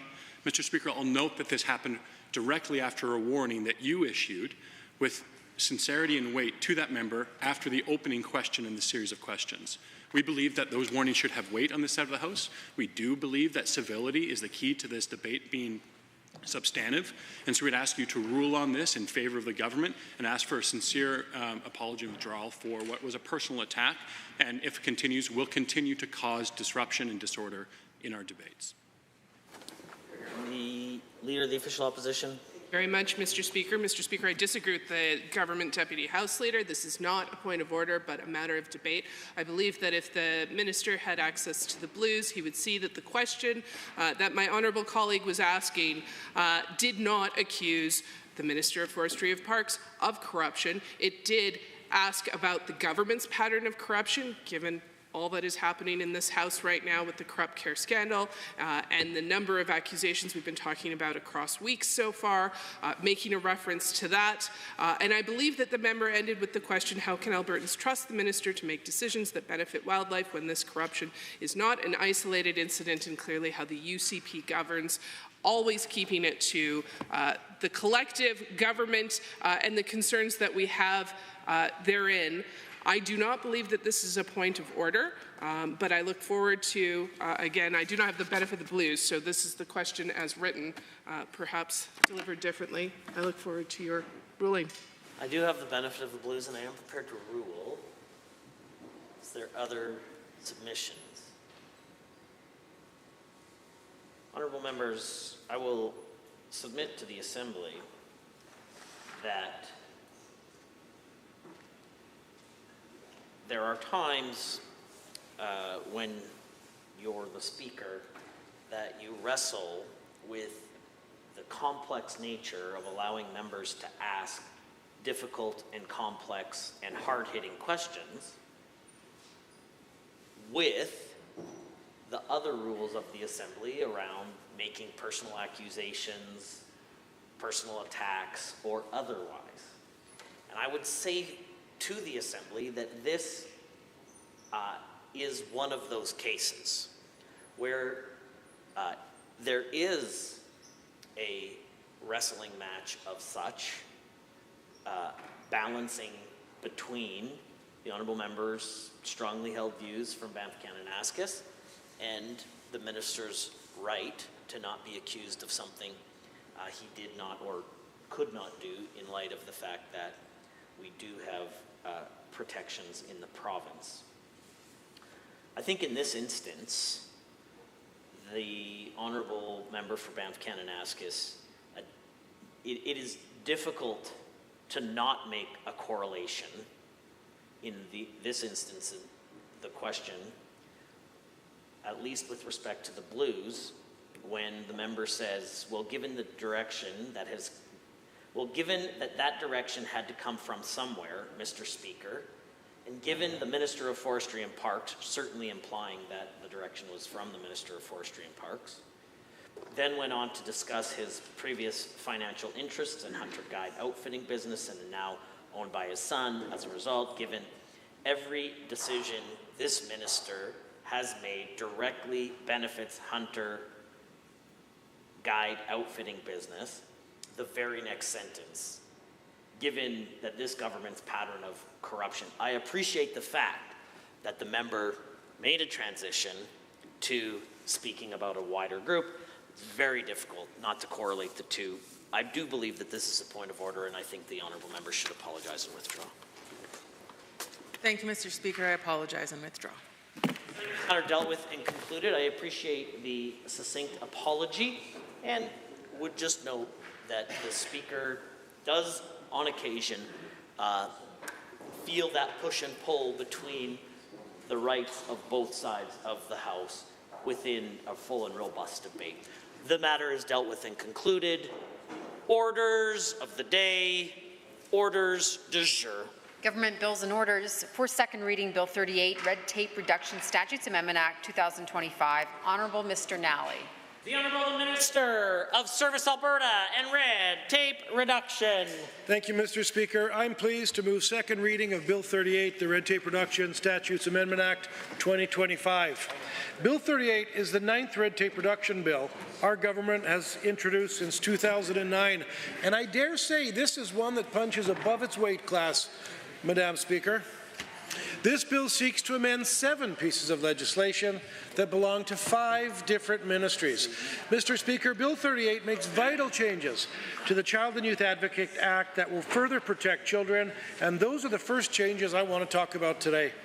As you know, the Child and Youth Advocate Act establishes the Child and Youth Advocate as an independent officer to represent the rights, interests, and viewpoints of children and youth receiving services under the Child, Youth, and Family Enhancement Act. That's the legislation that gives Children and Family Services the authority to provide services in support of children who are abused or neglected, typically known as child intervention services. One such service includes the Transition to Adulthood program, which offers financial supports to young adults up until the age of 22. The changes proposed in Bill 38 would amend the Child and Youth Advocate Act to refocus the authority of the advocate by creating both mandatory and discretionary review abilities. Mandatory review of a child's death would be required for children who receive child intervention services prior to their 18th birthday. Discretionary review would be allowed for the deaths of individuals who received intervention services after their 18th birthday up to age 20. However, this review would no longer be mandatory. We're making these changes, Mr. Speaker, to address a problem that began in 2018. At that time, the government of the day made it mandatory for the advocate to review the deaths of children who were receiving child intervention services up to 2 years prior to their death. The advocate was also required to report the death of a young adult up to the age of 24 minus a day. That's also 2 years after the young adult stops being eligible for financial supports under the Transition to Adulthood program. Meanwhile, the Child, Youth and Family Enhancement Act requires Children and Family Services to publicly report the death of a child that occurs while the child was receiving intervention services up to the age of 22, in order to include those individuals falling under Transition to Adulthood program. If this seems confusing, Madam Speaker, it's because it is. The inconsistency between the reporting requirements under the two acts create a potential perception that Children and Family Services may be underreporting the number of deaths each year. The changes we're introducing today would shift the advocate's emphasis from mandatory reviews to minor children by setting a clear age limit for mandatory reviews. As noted earlier, Madam Speaker, the advocate would still have a discretionary authority to review the deaths of individuals 2 years beyond their 18th birthday, maintaining the spirit of the existing discretionary review option. However, eliminating the mandatory requirement to review the deaths of young adults aged 20 to 24 not only ensures that the advocate can more appropriately focus on children in care, but also creates better alignment with the review and reporting of CFS. That, Madam Speaker, will ultimately improve child intervention services. Mr. Speaker, I mentioned that Bill 38 contains 7 sets of amendments from 5 different ministries. 2 sets of amendments belong to advanced education, and I'll focus on those next. Bill 38 proposes changes to the Post-Secondary Learning Act to update Alberta's post-secondary education legislation, removing outdated sections and clarifying ambitious language to make it easier for post-secondary institutions to comply with the legislation. We would also update the Act to allow student associations to simplify their legal structure, reducing red tape and costs so that these groups can focus more time on meeting their core mandates of education, research, and student engagement. Where possible, it would facilitate consolidation of duplicate student associations into single entities to eliminate redundant operating costs and filing fees that associations pay each year for incorporating separate entities. Ultimately, these cost savings would lead to lower administrative expenses for student associations and consequently may reduce membership fees for students. Madam Speaker, the other legislation from advanced education we'd like to amend as part of Bill 38 is the Skilled Trades and Apprenticeship Education Act, which oversees apprenticeship education and industry training programs in Alberta. If approved, the amendments would clarify the legal responsibility and duties of trade unions, employer organizations, and occupational associations to the apprentices they sponsor. These changes would benefit apprentices by ensuring that all sponsors, including unions, employer organizations, as well as occupational associations, operate under a clear and consistent framework. Madam Speaker, this would ensure that apprentices receive the high-quality, on-the-job training they need for better career outcomes. Furthermore, by clarifying the existing ability of these organizations to act as eligible sponsors, these changes could also result in new sponsors participating in the program, which would increase training opportunities available to apprentices. Madam Speaker, red tape reduction often includes removing unnecessary regulatory requirements, but it can involve removing unnecessary legislation as well. The Energy Diversification Act, which came into force in 2018 and allowed the Minister of Energy to establish programs for petrochemical manufacturing and partial upgrading of Alberta oil sands bitumen to support economic growth and energy diversification in Alberta. This included the creation of the Petrochemical Diversification Program, which provided up to $500 million in royalty credits to encourage companies to invest in the development of new petrochemical facilities in Alberta. In 2020, the program was discontinued and subsequently replaced by a far superior program called the Alberta Petrochemical Incentive Program, which is enabled by the Ministerial Grants Regulation. 2 other programs enabled by the Act, the Partial Upgrading Program as well as the Petrochemical Feedstock Infrastructure Program, have also been discontinued. In light of all this, Madam Speaker, with Bill 38, we're proposing to repeal the Energy Diversification Act altogether, as currently there are no active programs that fall underneath it. While there are no replacement programs planned at this time, future programs could be established under the Mines and Minerals Act or through the Ministerial Grants Regulation.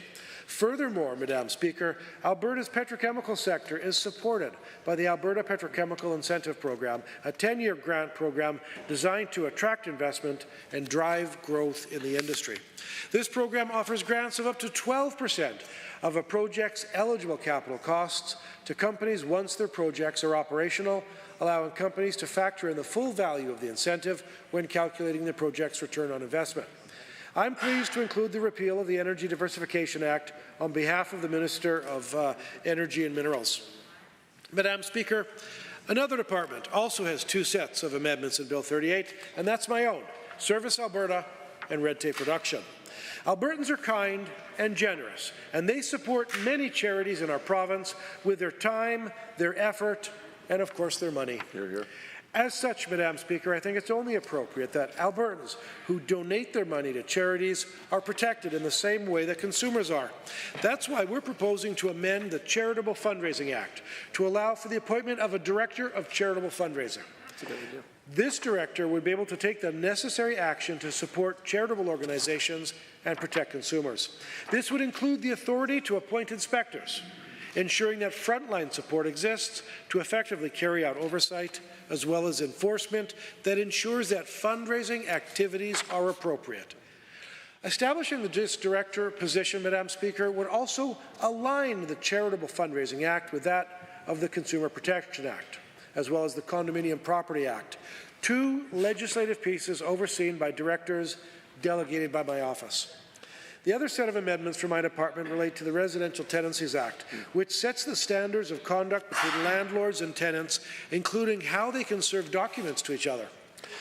Madam Speaker, right now the RTA requires that notices, orders, and documents, such as notice of eviction, lease cancellation, or rent increases, are served personally or by registered mail.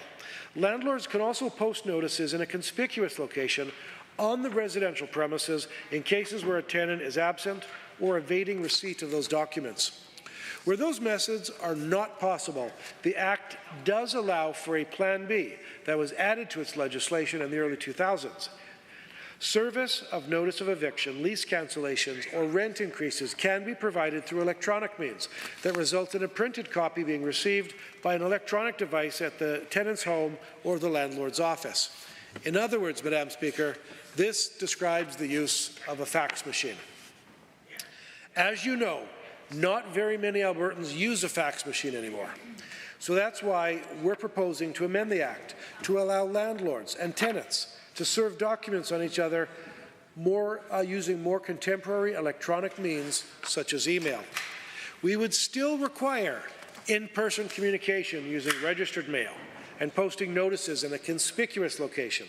Electronic communication will still only be permitted as an alternative when these traditional methods have proven ineffective, which ensures that Albertans without reliable internet access will still be able to communicate through other means. Madam Speaker, the last set of amendments in Bill 38 are unique because in a way they remind us of the curveballs Mother Nature sometimes throws our way to disrupt those imaginary lines that formally separate our provinces. Madam Speaker, under the Boundary Surveys Act, Alberta's border with Saskatchewan, the Northwest Territories, and the northern portion of British Columbia are recognized as a conventional boundary, governed by markers connected by straight lines. The central and southern part of our border with British Columbia, however, is a little more complicated. It's identified as a sinuous boundary, largely defined by natural watershed lines, including the divide of the Rocky Mountains. As such, the Alberta-BC sinuous border boundary may change over time due to transformations in the landscape, including rock slides, or a changing landscape due to factors like erosion or glacial melt. This means that sometimes small adjustments are required to correct for Mother Nature's shenanigans. Under the Boundaries Act, Alberta's designated boundary commissioner works with counterparts from BC as well as the federal government to survey and potentially convert sections of the sinuous boundary to a conventional line when necessary. That, Madam Speaker, currently any altercation to a provincial boundary requires an amendment to Section 43 of the Federal Constitution Act. And by extension, our Referendum Act allows for a referendum to be held by the province relating to any question related to a change to the Constitution of Canada. Imagine all that for a rock slide or gradual changes to the landscape due to natural events over the past 100 years. That's why our friends at Forestry and Parks have asked us to include amendments in Bill 38 that would change the Boundary Surveys Act to remove the need for a referendum. More specifically, we would remove the requirements for a referendum when all 3 boundary commissions from Alberta, BC and Ottawa unanimously agree to alter a sinuous boundary. This way we can make necessary boundary adjustments as efficiently as possible, eliminating the cost, time and administrative burden of a referendum for typically minor adjustments. To be clear, this is for small adjustments. We would still be able to make interprovincial boundaries more precise, but we wouldn't be able to make major changes to the boundaries. I should also mention that this also brings our legislation in line with BC and further supports provincial jurisdiction, sovereignty, and property rights. The benefits of this change would be far-reaching. They would benefit current survey work that is ongoing along the length of the provincial boundary, as other areas along the border will likely require adjustment. With a sinuous boundary, the exact location of the provincial border can be ambiguous and open to interpretation. Converting the border to conventional lines will support future development projects or recreational activities in the area, as it would improve clarity of which provincial operators are required to apply for necessary permits and approvals, Alberta or BC. It also provides clarity for landowners with property situated adjacent to a sinuous border. If that border is approved to become a conventional line, it gives them more certainty about their property lines. And there we are, Madam Speaker, 7 amendments from 5 departments and a unique mix that, if approved, will continue to make life easier for Albertans and for businesses. In this spirit, I invite the support of the House to give second reading to Bill 38. Thank you. Third members are wishing to speak to second reading of Bill 38. The Honourable Member for Calgary North East. Thank you, Madam Speaker. Madam Speaker, I rise today not as an MLA and not somebody who represents my constituents, but I rise to speak as a human being and as someone who believes government's first duty is to protect the most vulnerable amongst us. Today I speak against a dangerous and disgraceful provision in Bill 38. A provision that strips the child and youth advocate of their duty to investigate the deaths of young people who were in government care at the ages of 18 and 19. And I ask this government, when did dead children become red tape? Madam Speaker, let's be absolutely clear about what this means. This government is removing a safeguard that allows us to learn from the deaths of young people who aged out of care. These are young adults who have faced the hardest of hardships. Children who grew up under government intervention, who were removed from unsafe homes, who were placed into foster care, group homes, or temporary shelters. Many of them never had the love, stability, or support that every child deserves.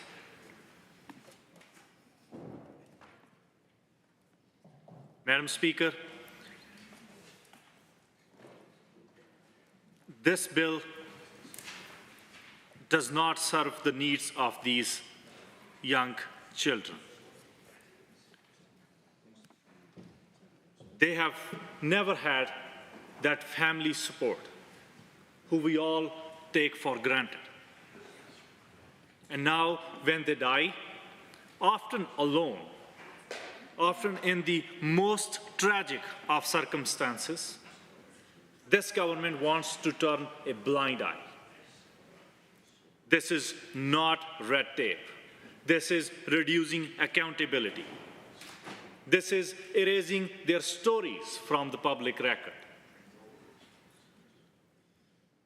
Madam Speaker, here's why this change is not just reckless, it's dangerous, because this government wants to hide the data. In Alberta, more than 70% of the children and youth in care are Indigenous. These young people already face significant challenges and systemic barriers. By reducing the oversight and support for those aged 18 to 24, we are abandoning them at a critical juncture in their lives. The data is clear. In 2023, Alberta reported 88 incidents of death. 88 incidents of death in 2023 alone, Madam Speaker. In 2024, that number was 83. Of these, 47% were 18 years or older. Between April 24 and January 25 alone, 35 young people who had been in child and family services care died, and 40% of them were 18 or 19 years old.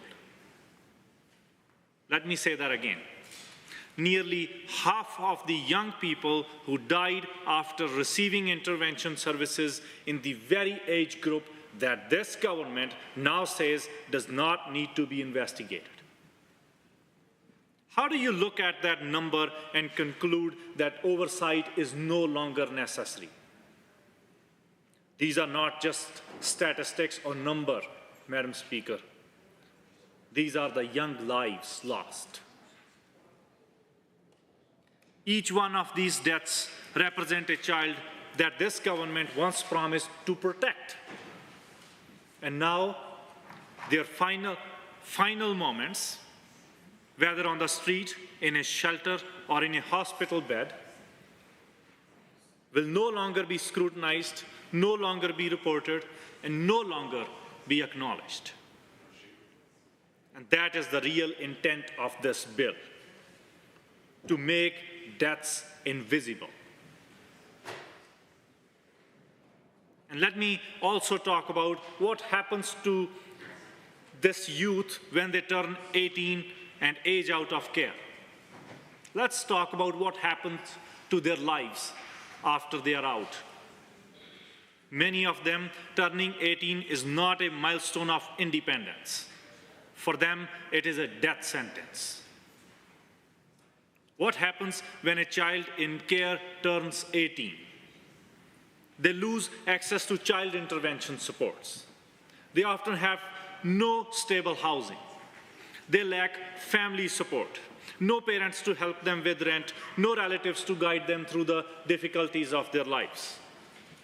Many struggle with mental health issues, PTSD from abuse, anxiety, depression, or untreated trauma. Many are at risk of exploitation, whether that be human trafficking, predatory landlords, abusive relationships. And many, Madam Speaker, do not make it to their 20th birthday. Since 2020, the Child and Youth Advocate's Office has investigated over 120 deaths of young adults aged 18 and 19. These reports exposed systemic failures. Failures in housing, failures in mental health care, failure in addiction treatment, in transition planning. And now with Bill 38, this government wants to stop those investigations.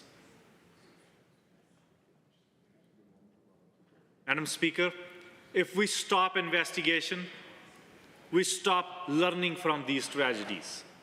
If we stop learning, we stop fixing the system. And if we stop fixing the system, we condemn more young people to the same fate. This is not red tape. This is negligence. This is a cover-up. Madam Speaker, let's not take my word for it. Let's hear from the child and youth advocate herself, Terry Pelton. And let me share what she has said, and I will quote. And she has said, and I quote, "If we do not know about them passing away, we can't look at what happened. And if we can't look at what happened, we can't improve the services for other young people." This government is not just ignoring the young people who have died. This government is ignoring those young people who will need the support and whose lives can be saved in future. We are talking about the young Albertans. We are talking about the next generation of this province. We are talking about those amazing minds that will be lost just because of the negligence and the cover-up from this government. If those youth can be cared properly, if we can give them the proper support, and if we can give them the proper supports that they need, we can have amazing engineers from this province. We can have amazing teachers. We can have amazing entrepreneurs. We can have amazing next-level leaders that will lead this province. But unfortunate part is this government is not doing its part. They are busy in corrupt care scandals.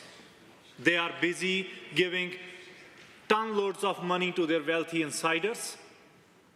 But they cannot spare some time. They cannot think about the youth that is most vulnerable. This is not the government that Albertans deserve. And Madam Chair, Terry Pelton has also not been consulted on this issue. The very office responsible for protecting children and youth was not asked whether this was a good idea or not. And there is a specific reason that that office was not consulted. The reason is that they would have said no to this bill.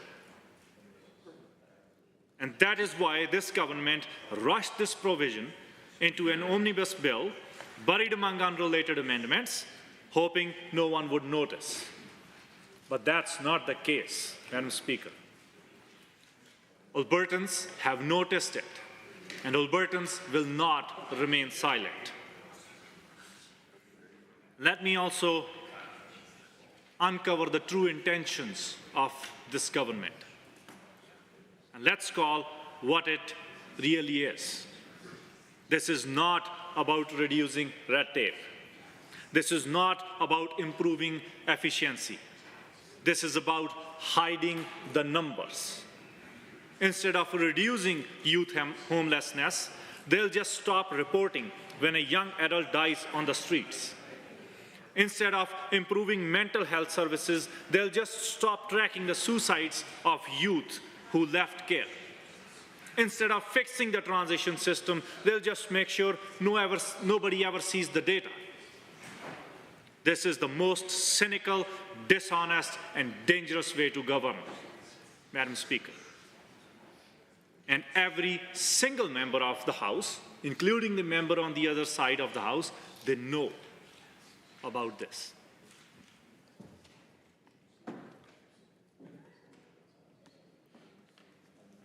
And Madam Speaker, let me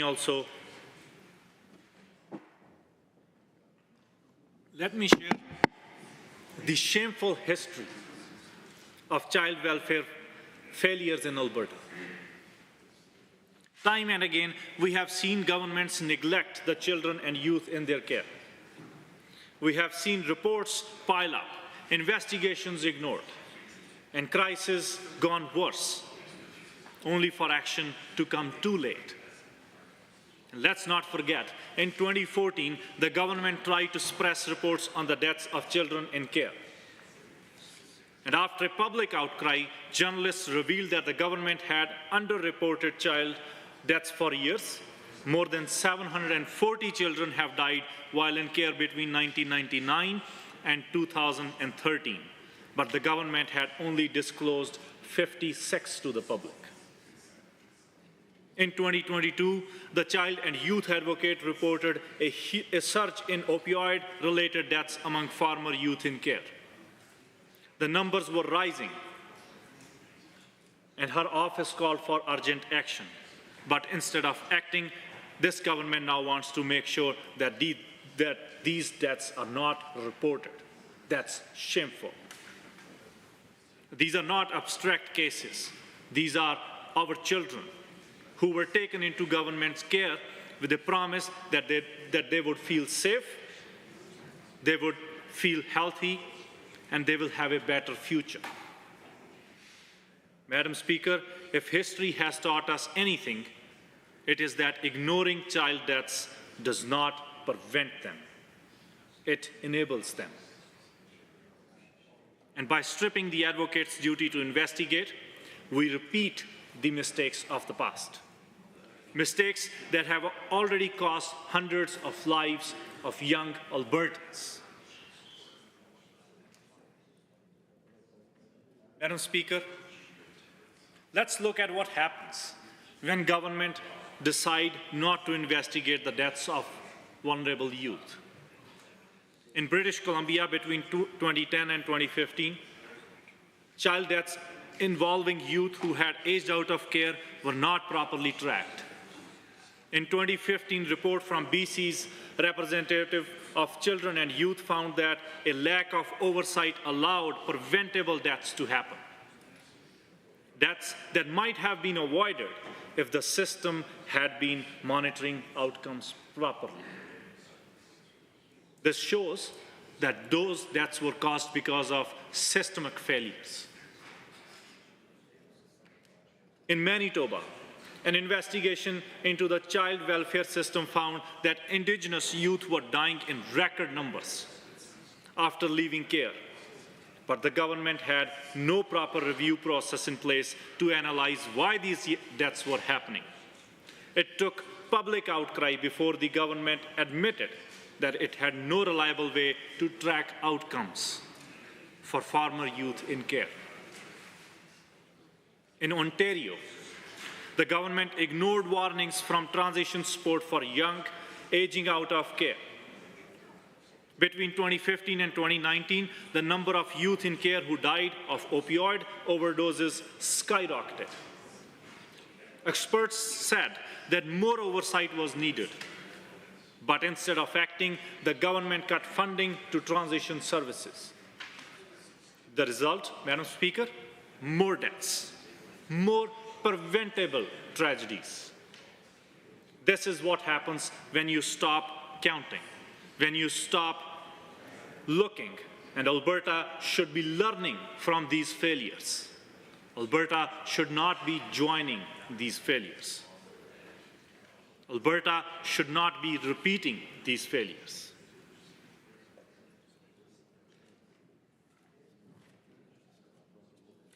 Many members in this House have children. I want members to think about your children. Imagine your son, your daughter, your niece, your nephew turning 18. Imagine they have no family to support them. Imagine them couch surfing, struggling with mental health, turning to dangerous survival work just to make it through the night. And if something happens to them and no one asks why, imagine how you feel after that.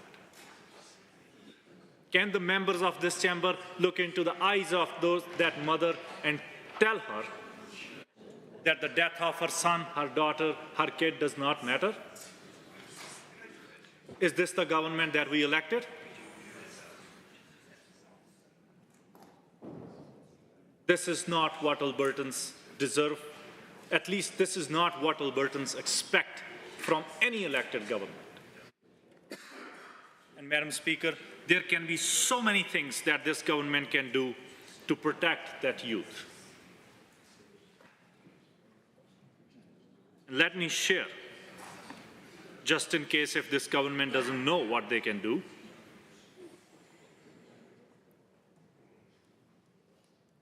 How about we give more resources to the advocate's office to investigate cases instead of cutting their mandate? How about expanding the transition supports, investing in housing programs, investing in mental health services, so fewer of these young people die in the first place? Why not mandate a review system where all deaths are tracked, with full investigations focused on the highest risk cases?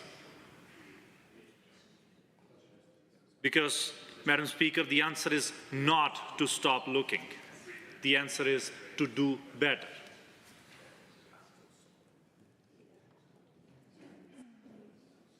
Madam Speaker, before every member of this House votes on this bill, I want all members to ask themselves that can you, with your good conscience, support this bill? Can you go back to your constituencies and talk to parents about this bill? Can you have a meeting with child and youth advocate to see what their opinions are? Can we do the basic things of our job? Consult with our constituents, listen from the stories, learn from the past mistakes of the other provinces, and also learn what other jurisdictions have done to improve the processes. And also start caring about the young people around us.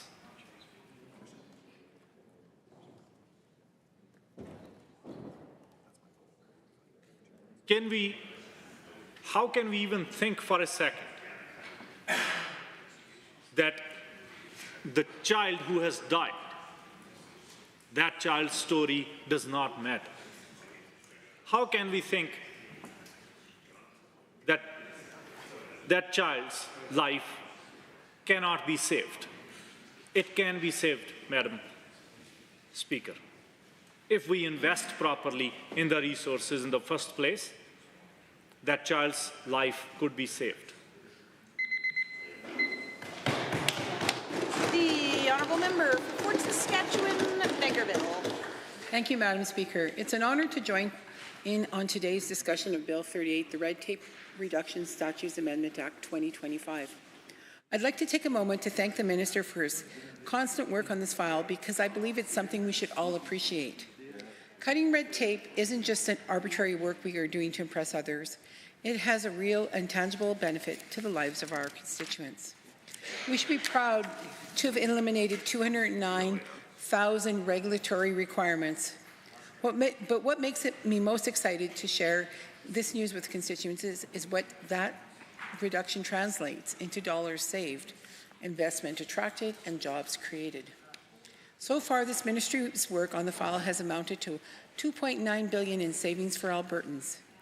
This is not a number to scoff at, and the minister has my thanks for his diligent work in saving taxpayers' dollars. This bill would be another entry in our already impressive record of making government more efficient. The changes I'm most excited to see in the proposed legislation relate to the Skilled Trades and Apprenticeship Education Act. This act governs Alberta's designated trades, apprenticeships, and industry programs.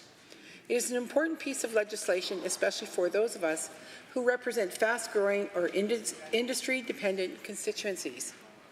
By the end of this decade, about 700,000 of the 4 million Canadians working in the trades are set to retire. If that number doesn't already alarm you, a report by the Canadian Federation of Independent Businesses found that small and medium-sized firms lost out on a total of $38 billion in business opportunities because of labour shortages. And these aren't opportunities we can afford to miss, Madam Speaker. The demand for skilled trades in my own constituency is immense. For example, at its peak, Dow Chemical's $9 billion net zero petrochemical project will probably see around 600,000 workers on site. Apprentices already play a vital role in Alberta's workforce, and as more people retire from the industry, they will only become more important. Beyond that, apprenticeships offer good-paying, stable work and the prospect of becoming a journey person. It is for those reasons we want Alberta's apprenticeship education and industry training programs to be accessible to as many students and sponsors as possible. The proposed changes to the Skilled Trades and Apprenticeship Education Act would make the legal responsibility and duties of trade unions, employers' organizations, and occupational associations to the apprentices they sponsor much clearer. This result would be easier access to the program for both the apprentices and sponsors, so all apprentices in Alberta continue to receive quality on-the-job training. In light of the current shortage, this is a critical change in a critical time. However, this is only one of the changes that Bill 38 would make if passed. Bill 38 also proposes amendments to the Post-Secondary Learning Act, which would allow student associations to simplify their legal organization, reducing unnecessary red tape and costs. These changes will make applying and understanding the PSLA easier, ensuring our post-secondary institutions can operate with greater efficiency and avoid confusion in matters of interpretation and compliance. Being a student is hard enough without the government stepping in to complicate things. If passed in this chamber, key improvements will also be made to the Charitable Fundraising Act. We want to ensure our legislation covering charitable fundraising protects donors in the same way our legislation protects consumers. This is exactly why Bill 28 proposes, as it would create consistency between the Charitable Fundraising Act and other consumer protection legislation. These changes would allow the Minister to establish a Director of Charitable Fundraising with delegated administration and decision-making authority. Such a role would allow for a reduction in internal red tape and simple delegation, administration, and enforcement of the Act. Bill 38 also clearly aligns itself with the Minister's mandate to eliminate legislation or regulation that is no longer relevant or in use. One piece of legislation, the Energy Diversification Act, does not currently support any programs or new initiatives. If this bill is approved, the Act would be repealed to avoid confusion with industry about government programs available. The final changes, which I believe I have time to discuss, relate to the Residential Tenancies Act. One of the keys to a healthy and stable landlord-tenant relationship is clear and effective communication. The proposed changes would allow landlords and tenants to use electronic communication, such as email, for serving documents, but only in cases where traditional methods like registered mail or public posting have been unsuccessful. This common sense change will modernize our approach while maintaining safeguards for both parties. If you're still listening at this point, it should be clear that Bill 38 proposes some broad changes, but they are changes I am proud to support. We are the best in the country at cutting red tape to promote economic growth, and with these proposed changes, it is clear we will stay that way. Thank you, Madam Speaker. The Honourable Member for Edmonton Manning. Thank you, Madam Chair, or Madam Speaker, sorry, my apologies. I'm not sure how we got here with Bill 38 and the changes that this government has decided to make around children and family services. I find it really disappointing, to be honest, that the government would take a move to limit accountability and transparency around such an important issue that we repeatedly talk about in this House.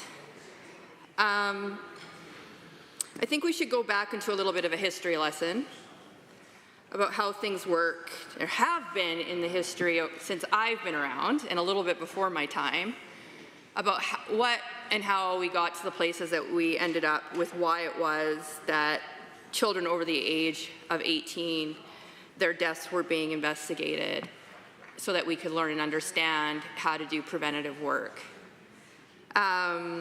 So I was a social worker, as many know in this chamber. I worked in children's services for 12 years before I was elected. I worked first with Métis Child and Family Services with Indigenous communities. And then I moved into children with disabilities, and then eventually I ended up working in the inner city. And I worked with high-risk youth. And I also worked primarily with First Nations communities and had designated First Nations communities that I worked with. And while I was working with some of the youth that I was working with, I had a death on my caseload. I had a young child who was actually the child of a youth that I was working with. And unfortunately, he passed away at 6 months from SIDS. And there was nothing that the mom on my caseload could have done to have prevented that death. We know that SIDS unfortunately happens and children pass away. However, the impact to the youth that I was working with at the time when that happened was significant. And she was on a place and on a path in her life at that time that she was running for success. She had changed her life around. She had become pregnant quite young, but had been able to stabilize herself, was living in an apartment, was doing really great things. And then her son died. And we went right back to zero again.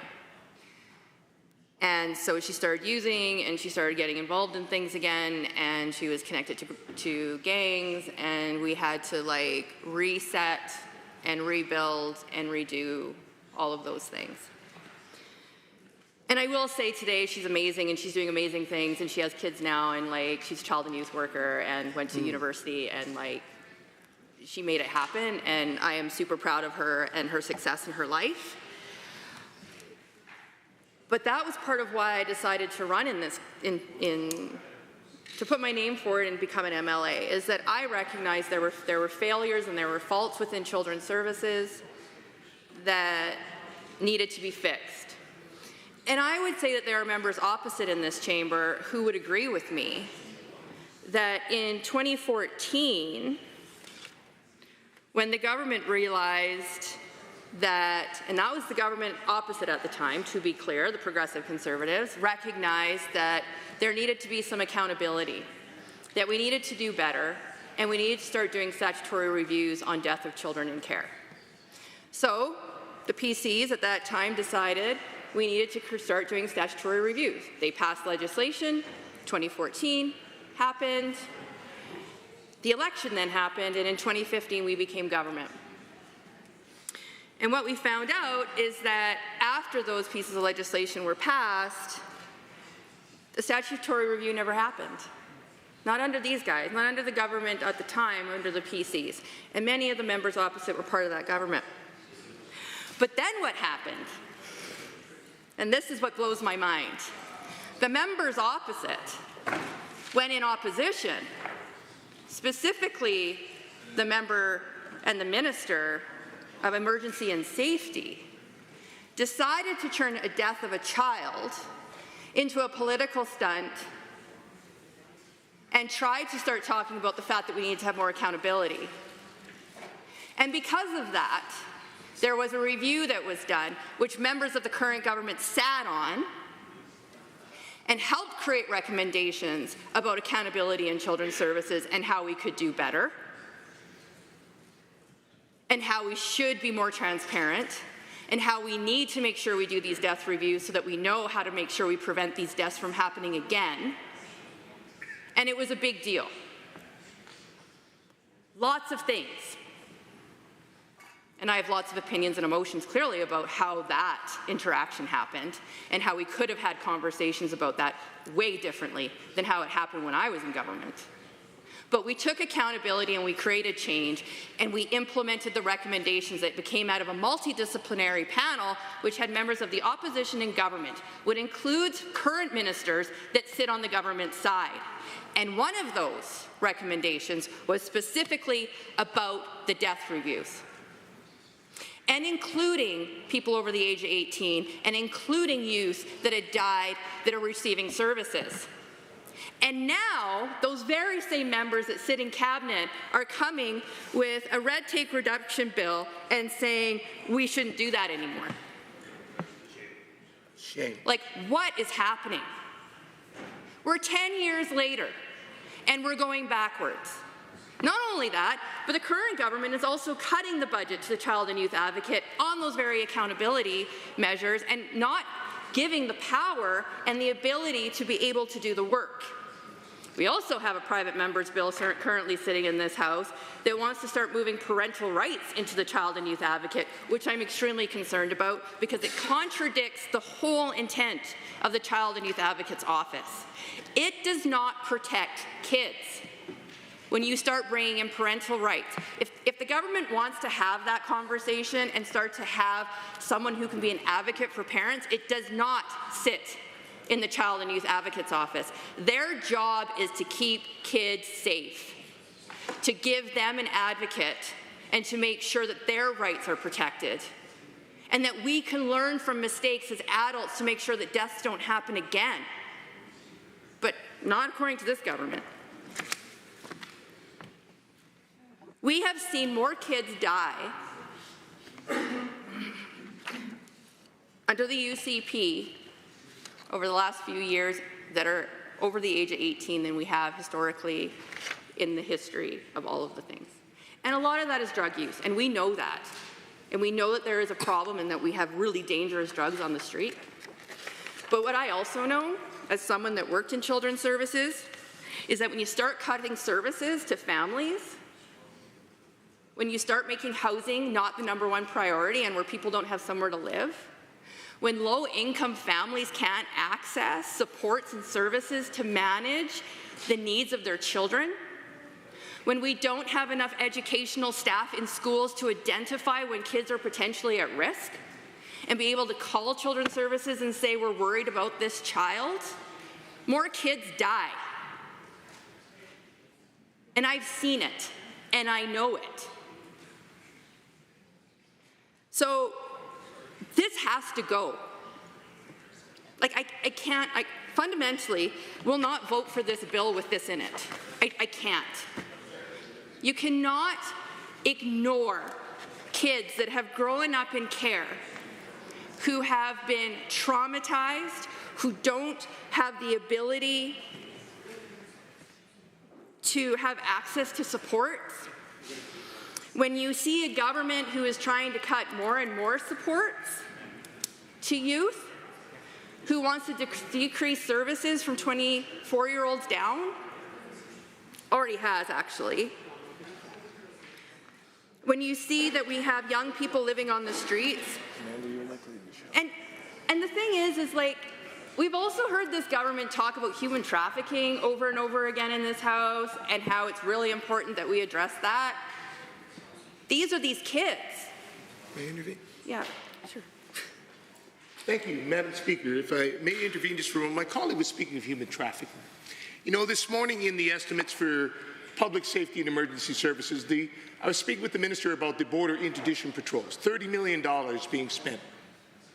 I asked him what metrics he would be using to measure the value of that spend, and he said to me, you know, they had stopped one woman that was being trafficked across the border. He said, spending that $30 million is worth it to save one life.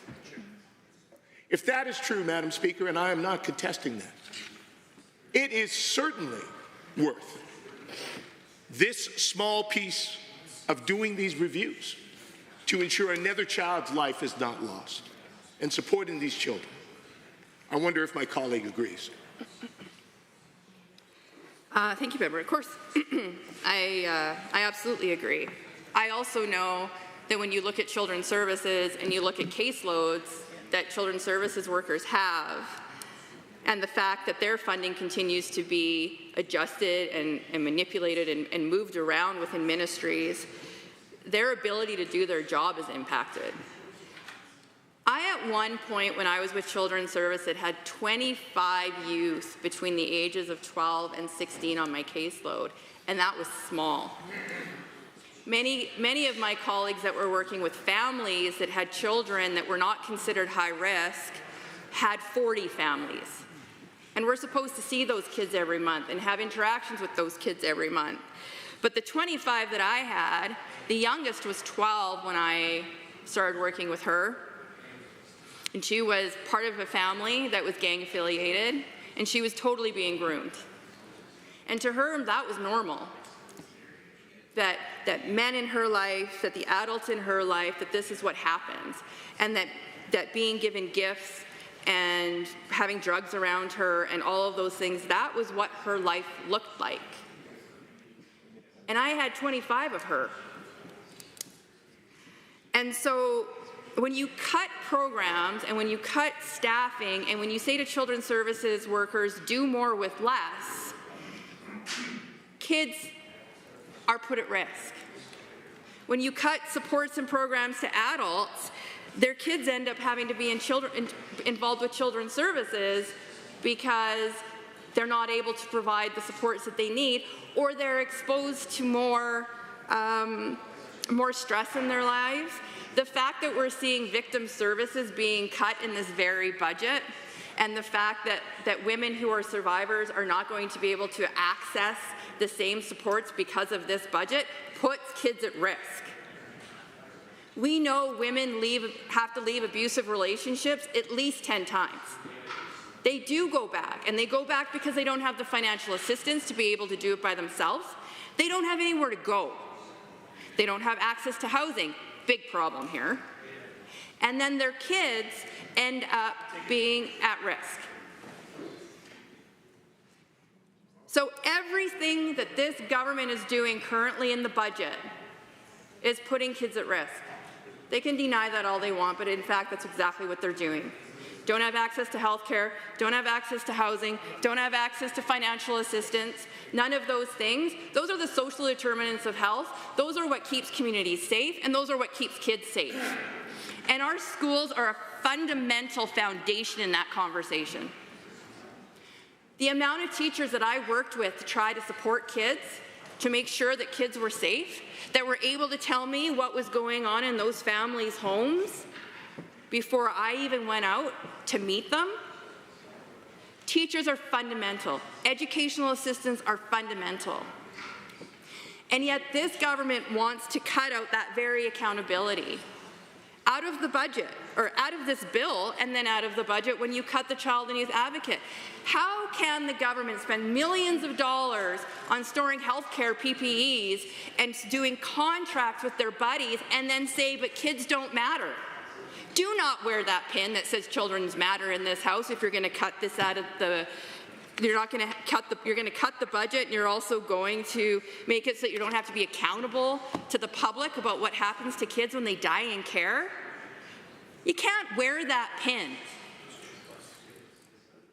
The government needs to take it off if this is what they're going to do. I cannot believe, I can't wrap my head around this. There cannot be a single member on that side of the House that gets to stand up and fight for kids if this is done. This isn't fighting for kids. Every single one of these kids that dies, these young adults that we are now saying, or the government is now saying, we don't need to have to review, is someone's life, someone's story, and a story that we should be learning from so that we can do better. And I don't get it. So let's just go facts and figures for now, because I could go on for this forever. In 2023, Alberta reported 88 notifications of death. In 2024, Alberta reported 83 notifications of death, where 47%, almost 50%, were over 18 years. As of January 2025, a month, 6 weeks ago, there are approximately 8,800 children receiving intervention services, with 7,500 of them currently in care of the minister. So we only have... Are there any other members wishing to join this debate? Seeing the honourable member for Edmonton Northwest. Thank you, Madam Speaker. I appreciate the opportunity to speak to Bill 38, just recently introduced as part of the red tape reduction initiative that this government has moved on for quite a long time, actually. And, you know, once again, Bill 38 is problematic in that it has so many different sections to it that are completely disparate from each other. And so while you might be interested in one element, like the boundary changes using the continental divide between British Columbia and Alberta. I mean, sounds interesting, and I will talk about that a little bit. But then you have changes to investigations of deaths of children in care with the Child and Youth Advocate, all in the same bill. I mean, these two things don't belong in the same universe, much less the same collection of papers. And for a third twist to that is changes to post-secondary education. And again, just a real grab bag of things inside of the section on post-secondary too. So, I mean, I know that the UCP likes to pretend that they invented this word red tape reduction, right, which is not true, and likes to think that they are revolutionizing government by cleaning it up, but that's not true either. What you are doing is taking desperate little bits and pieces of legislation from all over the law statutes book and plunking them into individual pieces of bill. Now, you can do that in the Westminster parliamentary system if you have a miscellaneous statute sort of bill and that you agree with other members of the other parties in the legislature to pass that expeditiously. But none of those things are happening here either. So you have this kind of mutant version of a miscellaneous statutes act, but inside there's all kinds of problematic pieces of legislation that, quite frankly, as my colleague from Edmonton, Manning, pointed out, are quite objectionable. And I would venture to say deeply hypocritical and certainly not rational. And so that's the first part that my colleague from Edmonton, Manning, was talking about in regards to the Child and Youth Advocate. And, I thought, well, I'll look at the Child and Youth Advocate's budget, since that's what we're in the season of here. And so I have the Ledge Office's estimates, which will be debated as part of the budget. And lo and behold, the Child and Youth Advocate's office, they're receiving a cut to their budget. Well, goodness gracious, right? A cut of, it's quite a significant one, because of course you have to factor in records inflation and record population growth in any budget that we debate as part of budget estimates. And so there is at least a 5.5% cut to the Office of the Child and Youth Advocate in this budget right now under this same government, who also brought forward Bill 38, which is suggesting that the Child and Youth Advocates stop investigating certain categories of death of children and young people in custody. So, I mean, again, that doesn't smell very good, Madam Speaker, right? It suggests that they have a predetermined agenda to just simply have a lot of these deaths of youths go dark somehow. We just don't get to categorize that. And that's irresponsible. It's irresponsible, it's a shame, and it goes against all the principles of how we have even built the Office of the Child and Youth Advocate and the Department of Social Services, which is meant to save and to improve people's lives, young people's lives that are in difficult situations, and not simply sweep that information under the rug. The best way you can make improvements is to have the data that tells you where you need to make the improvements. And, Madam Speaker, there's a glaring place, which is students, or young people, that are passing their birthday after they turn 18. They're young people, children in care, passing and turning 18 years old and older, and dying in record numbers here in the province of Alberta. It's an absolute shame. As my colleague pointed out, it's some of the very most vulnerable people that we have in this province, period. Not just people in care, but a population of people that are most susceptible to early deaths between 18 and 24 years old, people graduating out of the Children in Care program. So the idea of cutting to study those numbers and to see what we can do to improve that, to turn around the worst, most vulnerable population around and the mortality in that vulnerable population, this government is choosing to cut that office generally.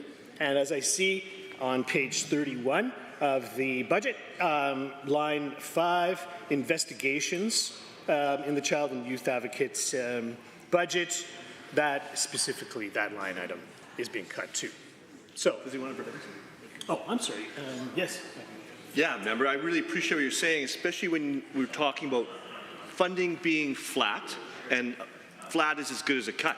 And what I'm seeing when you're talking about this is we're talking about youth that are transitioning from adolescence to adulthood. Yes. Some are very vulnerable, and there's a lack of investment in prevention in this province.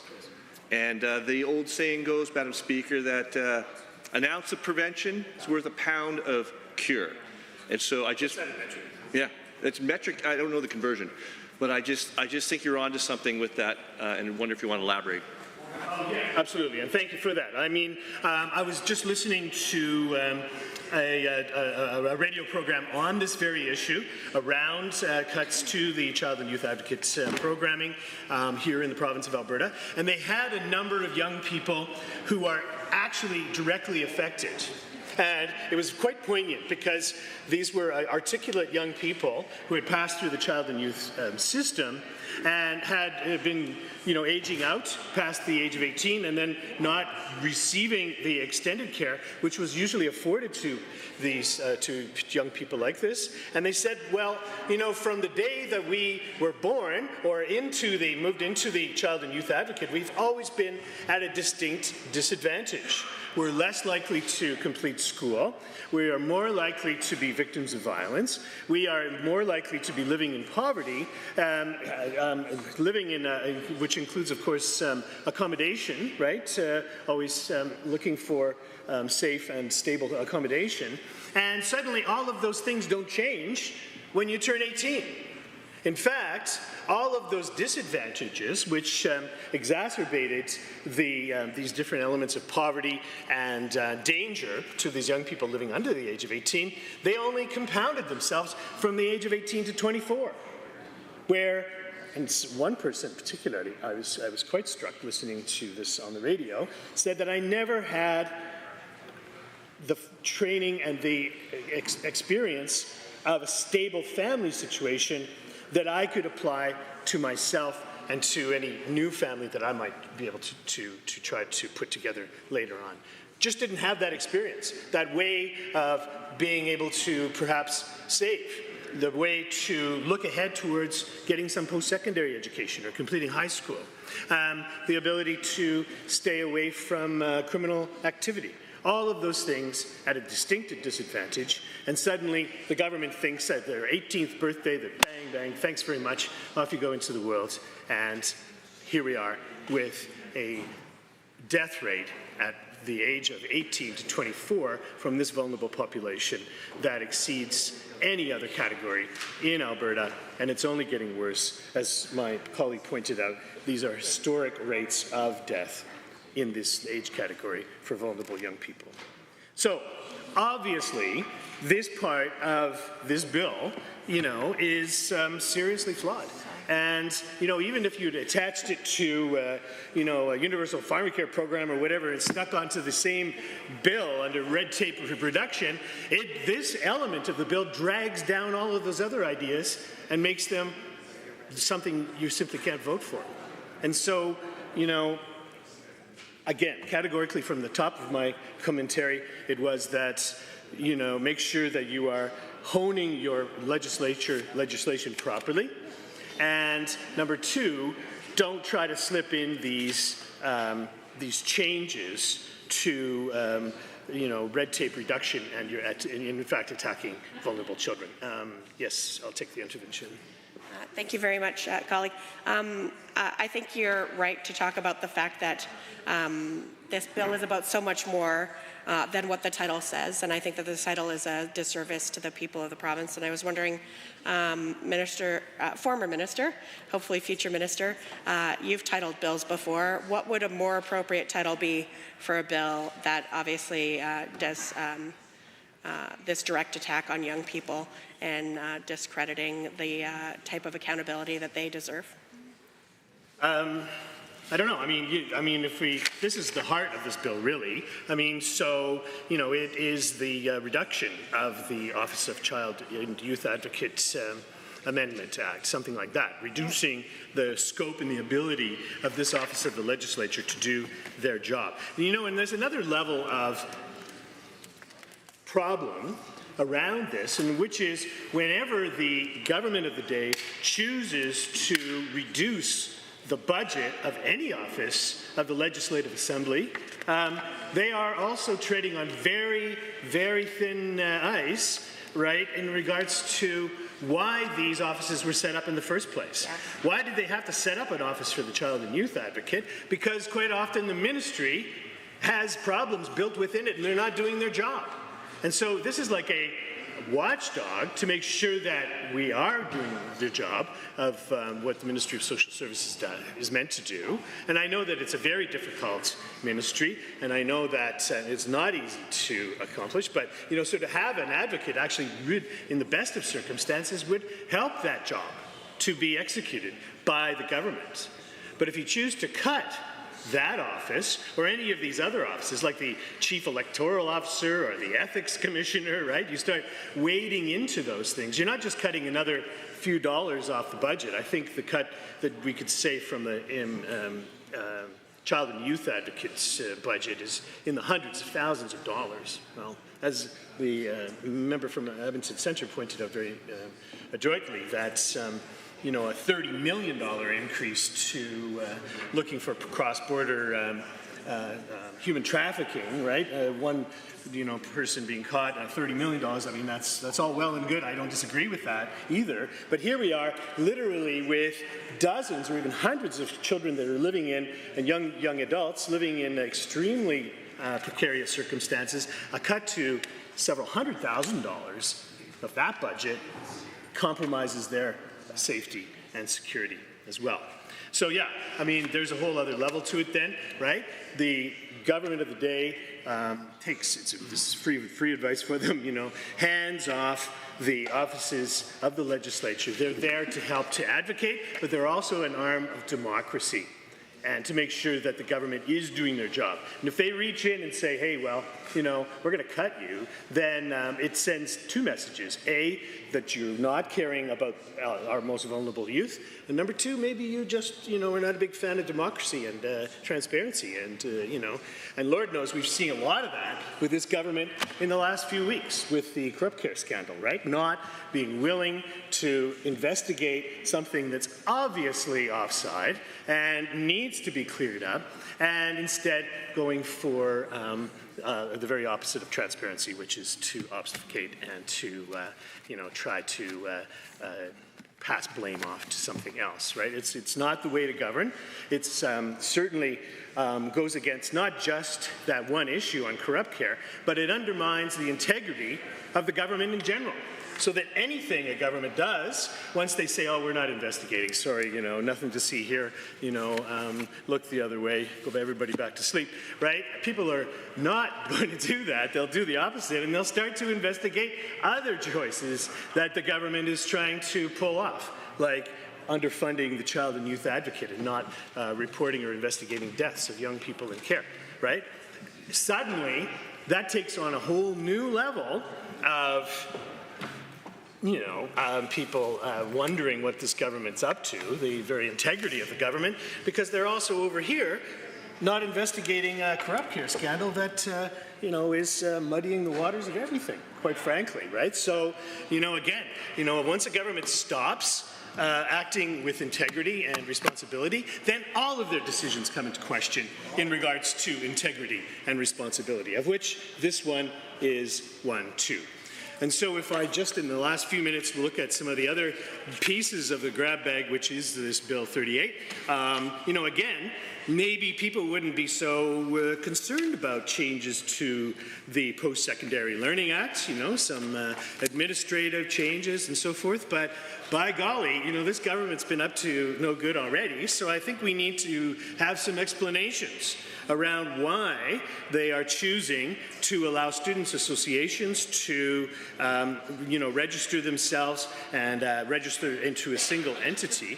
I know, as my job as Shadow Minister for Post-Secondary Education, expectation that each of our 28 colleges, polytechnics, and universities have some version of a students' union or student council, but each of them just has one. They don't have multiple ones inside each of those institutions. They just have one. And so this idea of consolidating something that when there is only one in the first place makes you kind of wonder. We do need explanation from the minister, perhaps from the Minister of Advanced Education, as to what exactly this means.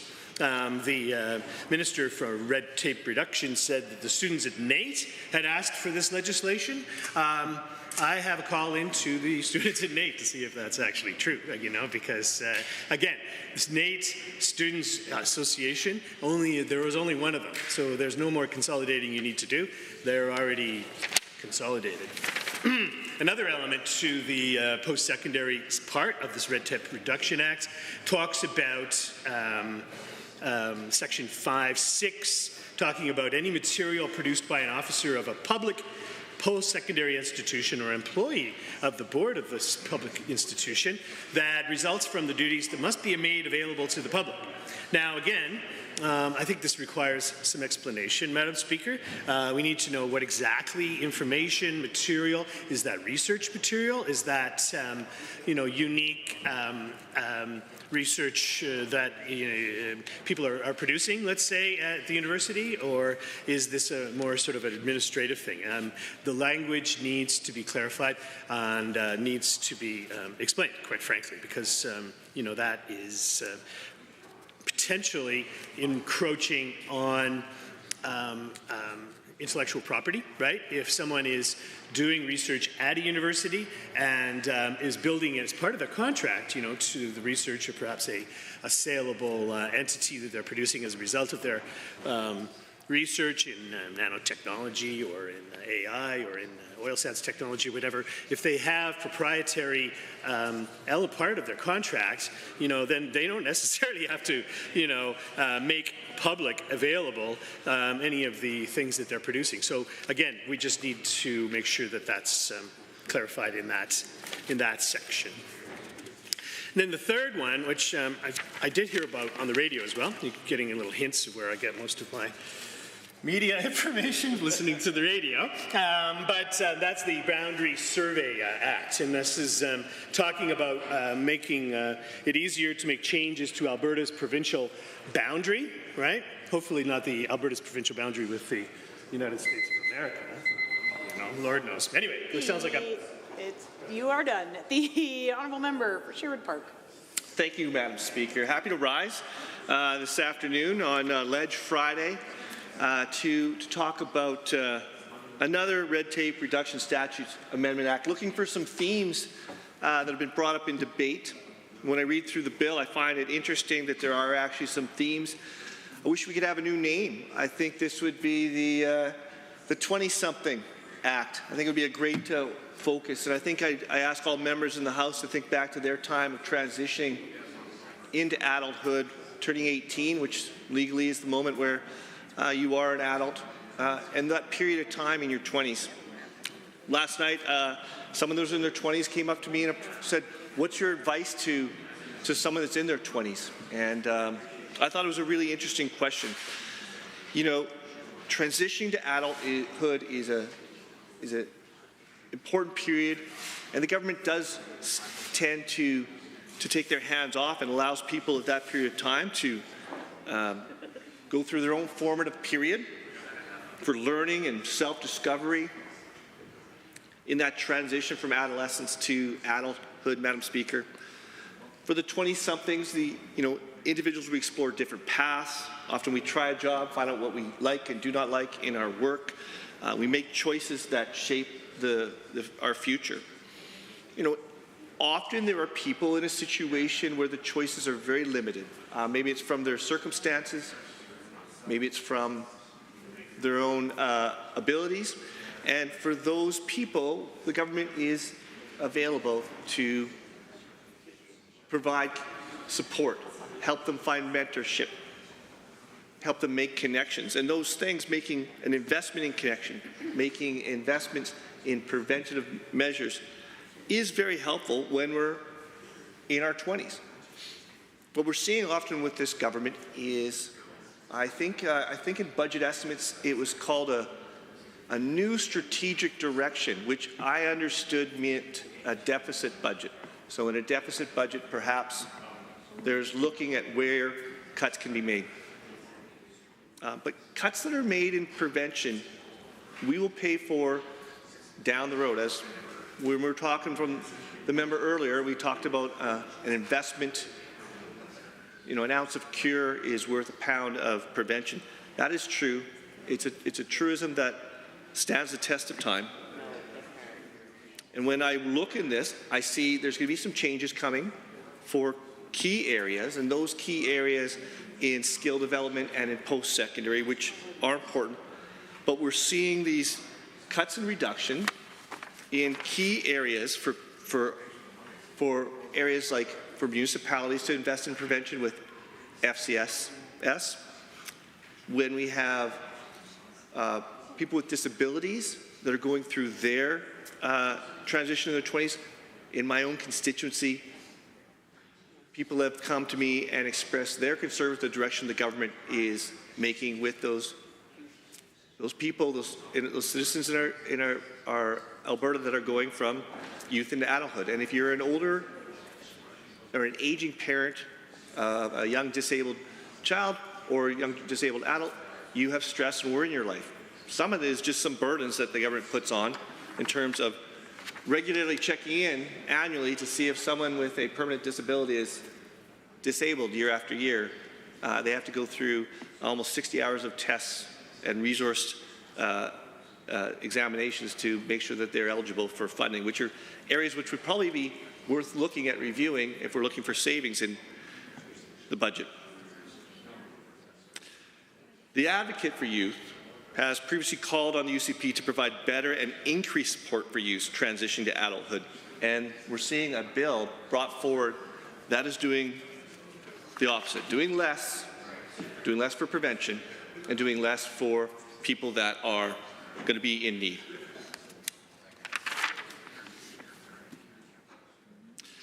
I often think back earlier in this government's mandate when it was a different premier, and one of the things that was so cruelly done by them, that youth in care, where the age was changed, that they were covered previously up to the age of 24, and then it was dropped down to 21.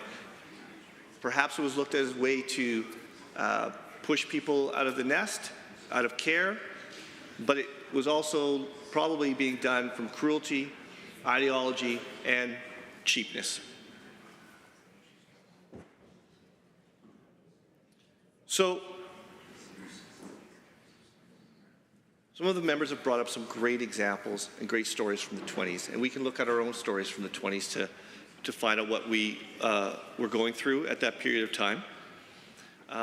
I see that there's going to be changes to the Post-Secondary Act, and, Madam Speaker, to clubs at the Post-Secondary Act. I was surprised talking to the minister about this, that legislation is required. And I can imagine, from my own time, clubs are so important. My own time in university, clubs are so important. Making those connections in that period of time in our 20s is important. So an investment is important for people when they're in university and in post-secondary. Finding a way to alleviate the costs and burdens on clubs, this sounds like a reasonable thing that is being brought forward in this red tape reduction bill. Student associations that may become redundant, or maybe there's smaller groups and they want to join and form larger groups. Seems like a reasonable idea, so I'm glad the minister has found a way to listen to the students at the technical institutes and other post-secondary institutions and say, there's a way we can make life easier for you, we can make your clubs more functional, and they can have that legal entity that they need so that they can have those connections that they will make in that youth period.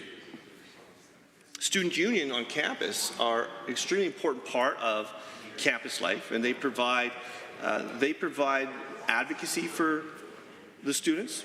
They also provide connections with them to industry, and we want to make sure that we are giving them those supports that will enable student life on our post-secondary institutions to thrive and be a great place for that period of time in our young people's lives. And again, we're talking about people in their 20s And when you're in your 20s, that period of time, the more connections you can make while you're making those choices in life is going to be a powerful benefit. And if the government can find a way that makes it easier, then I'm feeling like that's going to be a positive thing that comes out of this red tape reduction. I'm not sure why we always go back to calling it red tape reduction. Madam Speaker, it feels like sometimes we're just jamming too many things into some sort of omnibus bill. But if post-secondary institutions and the students are saying that they want and need an ability and the tools so that we can make this change, great. I'm a little worried that when sometimes we don't see it clearly listed out what the intention could be from this government, because we've lost trust, because we have a lot of chaos coming from this government, I wonder if there's something in here that is trying to go after students in their and student groups in their advocacy role. I'm a little concerned about that, Madam Speaker. I want to make sure that student clubs, student groups, when people are in that formative time and have a lot of strong opinions, do not lose the opportunity for advocacy. And there seems like there could be, by a ministerial order, we could have student clubs merged or eliminated in this legislation if it comes forward the way it is. So we'd like some more clarity on that from the minister, expecting to see some of that when he gets up to speak at closing debate or during an intervention. The Skilled Trade and Apprenticeship Education Act, there's going to be some changes made here. These organizations that provide that opportunity for apprenticeship is so important. Apprenticeship is really mentorship for young people in this province. And so improvements that we made to apprenticeship, I think, is going to be a very powerful and very helpful thing. So a good thing that's going to be coming from this act.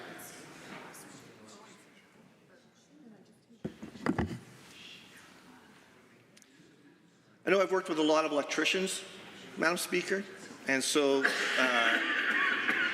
know from first-year journeyman to fourth-year journeyman, that movement in that life of a person is so important. The life skills they're gaining aren't just the tools of the trade and the skills of the trade, but they're learning through mentorship with older, more experienced members that are of the trade that are able to guide them along, teach them how to put on their boots, be safe at work, and then also make those good decisions that are important for their trade and be able to apply their trade. I did note in here, and it's worth taking a swing at the Minister of Affordability, that there's an opportunity now to have a bill where we can get rid of the Energy Diversification Act. Because why would you want to have energy diversification in this province? So I feel like this was brought in not because it was helpful to take this bill out, but because it was just a clear statement that the minister convinced the Minister of Red Tape Reduction to eliminate anything that said energy diversification in this province. And the minister is welcome to stand up and answer that question. Are we taking energy diversification out of this province, Minister? It seems like that's what the legislation is bringing forward. Everything can be moved into minerals and mining. Does all energy come from minerals and mining? I know the minister had a chance to speak in Strathcona County last week about nuclear. So there's other forms of energy that are being looked at. It's not all going to be coming from energy, minerals and mining, right?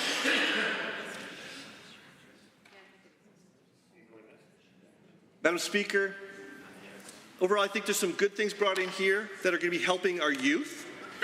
I have questions about Charitable Fundraising Act. The changes that we brought forward here could be very substantial in creating a slush fund for the government. I'm worried about energy diversification in this province not being a priority. But I am happy to see that for youth in our 20s, we're looking at things in the university clubs and in apprenticeship.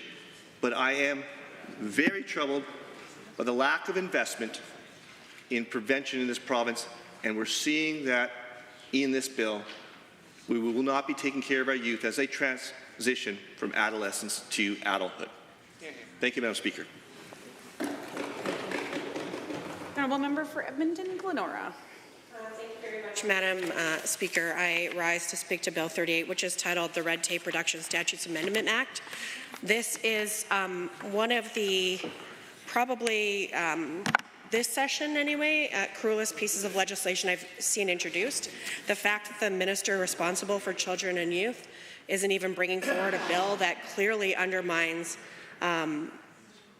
the province's responsibility in caring for vulnerable children, that requires currently in the existing legislation, we have Section 9 under the Child and Youth Advocate Act, requirements around investigating the deaths of young people.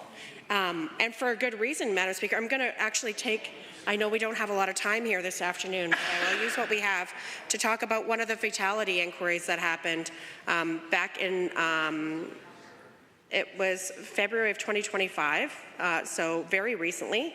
It was about 20-year-old Tori, an investigation and review. And I hope that all honourable members take the opportunity to reflect on what we learned through this investigation and review and why it is that the government feels it's not important to even account for, let alone tell the story of what happens to these young people when they are failed. So the opening part reads about Tori and her family. Tori was 20 years old when she was found unresponsive in the community. EMS responded and she was transported to the hospital where she later passed away. The Office of the Chief Medical Examiner concluded that she died from fentanyl and methamphetamine toxicity. Tori had received child intervention through the Transmission to Adulthood program, TAP, within 2 years of her passing.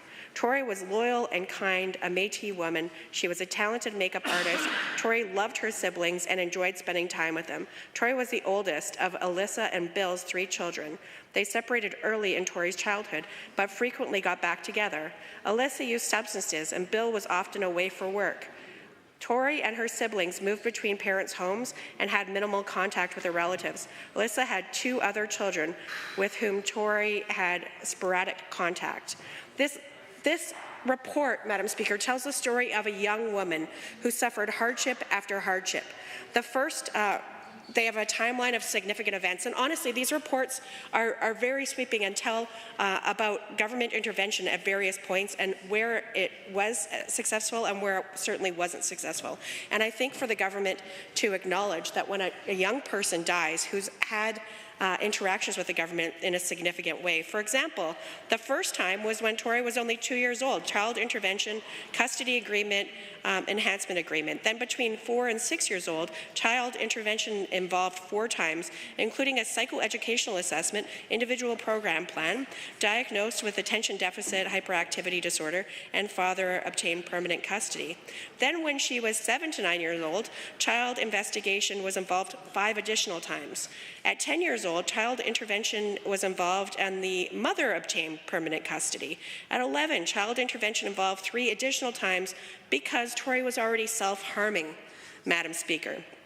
Then at 12, she was apprehended, put into foster care. There was a custody order. Her father obtained primary custody. Child intervention was involved yet again, and there was a specified class IPP educational assistant, and finally some literacy support at age 12 after she's already been self-harming.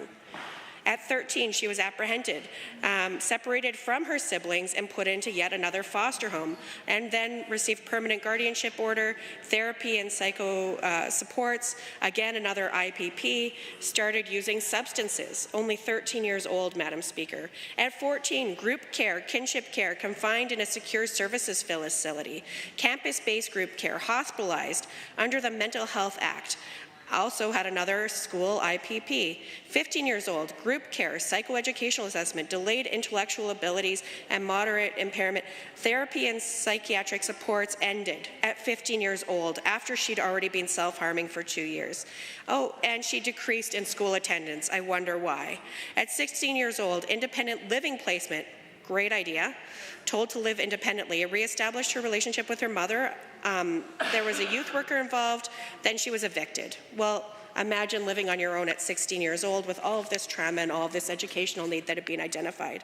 At 17, she was living on the streets, then ended up in a youth shelter and an independent living placement, and was identified as needing supports through PDD because there were developmental disabilities, and later applied for AISH, Assured Income for the Severely Handicapped. The application was started, but it wasn't completed. Again, I wonder why. She was deemed independent at 16, living on the streets, told to fill out this paperwork.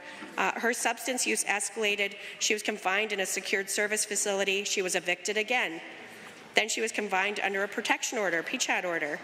Then at 18, support of financial assistance agreement, 2 independent living placements, 3rd and 4th eviction notices, already at 18 years old. Then at 19, called into a detox program, but wasn't admitted. Again, not a shocker, the current government doesn't have enough space available for folks who who are seeking voluntary detox and voluntary treatment. Then she was in a transition to adulthood program agreement, lived in a remote community with her boyfriend. They had a son together who was apprehended. Then there was a work service order ended because she turned 20 years old. She transitioned to accessing the opioid dependency program and was prescribed Suboxone, and then within that same year died and was found on the streets alone. These are the kinds of reports and documenting of where the government had failed, specifically this young Métis woman who I'm sure the first time that the government was engaged with her file had far greater hopes for her than watching and reading about her dying on the streets alone.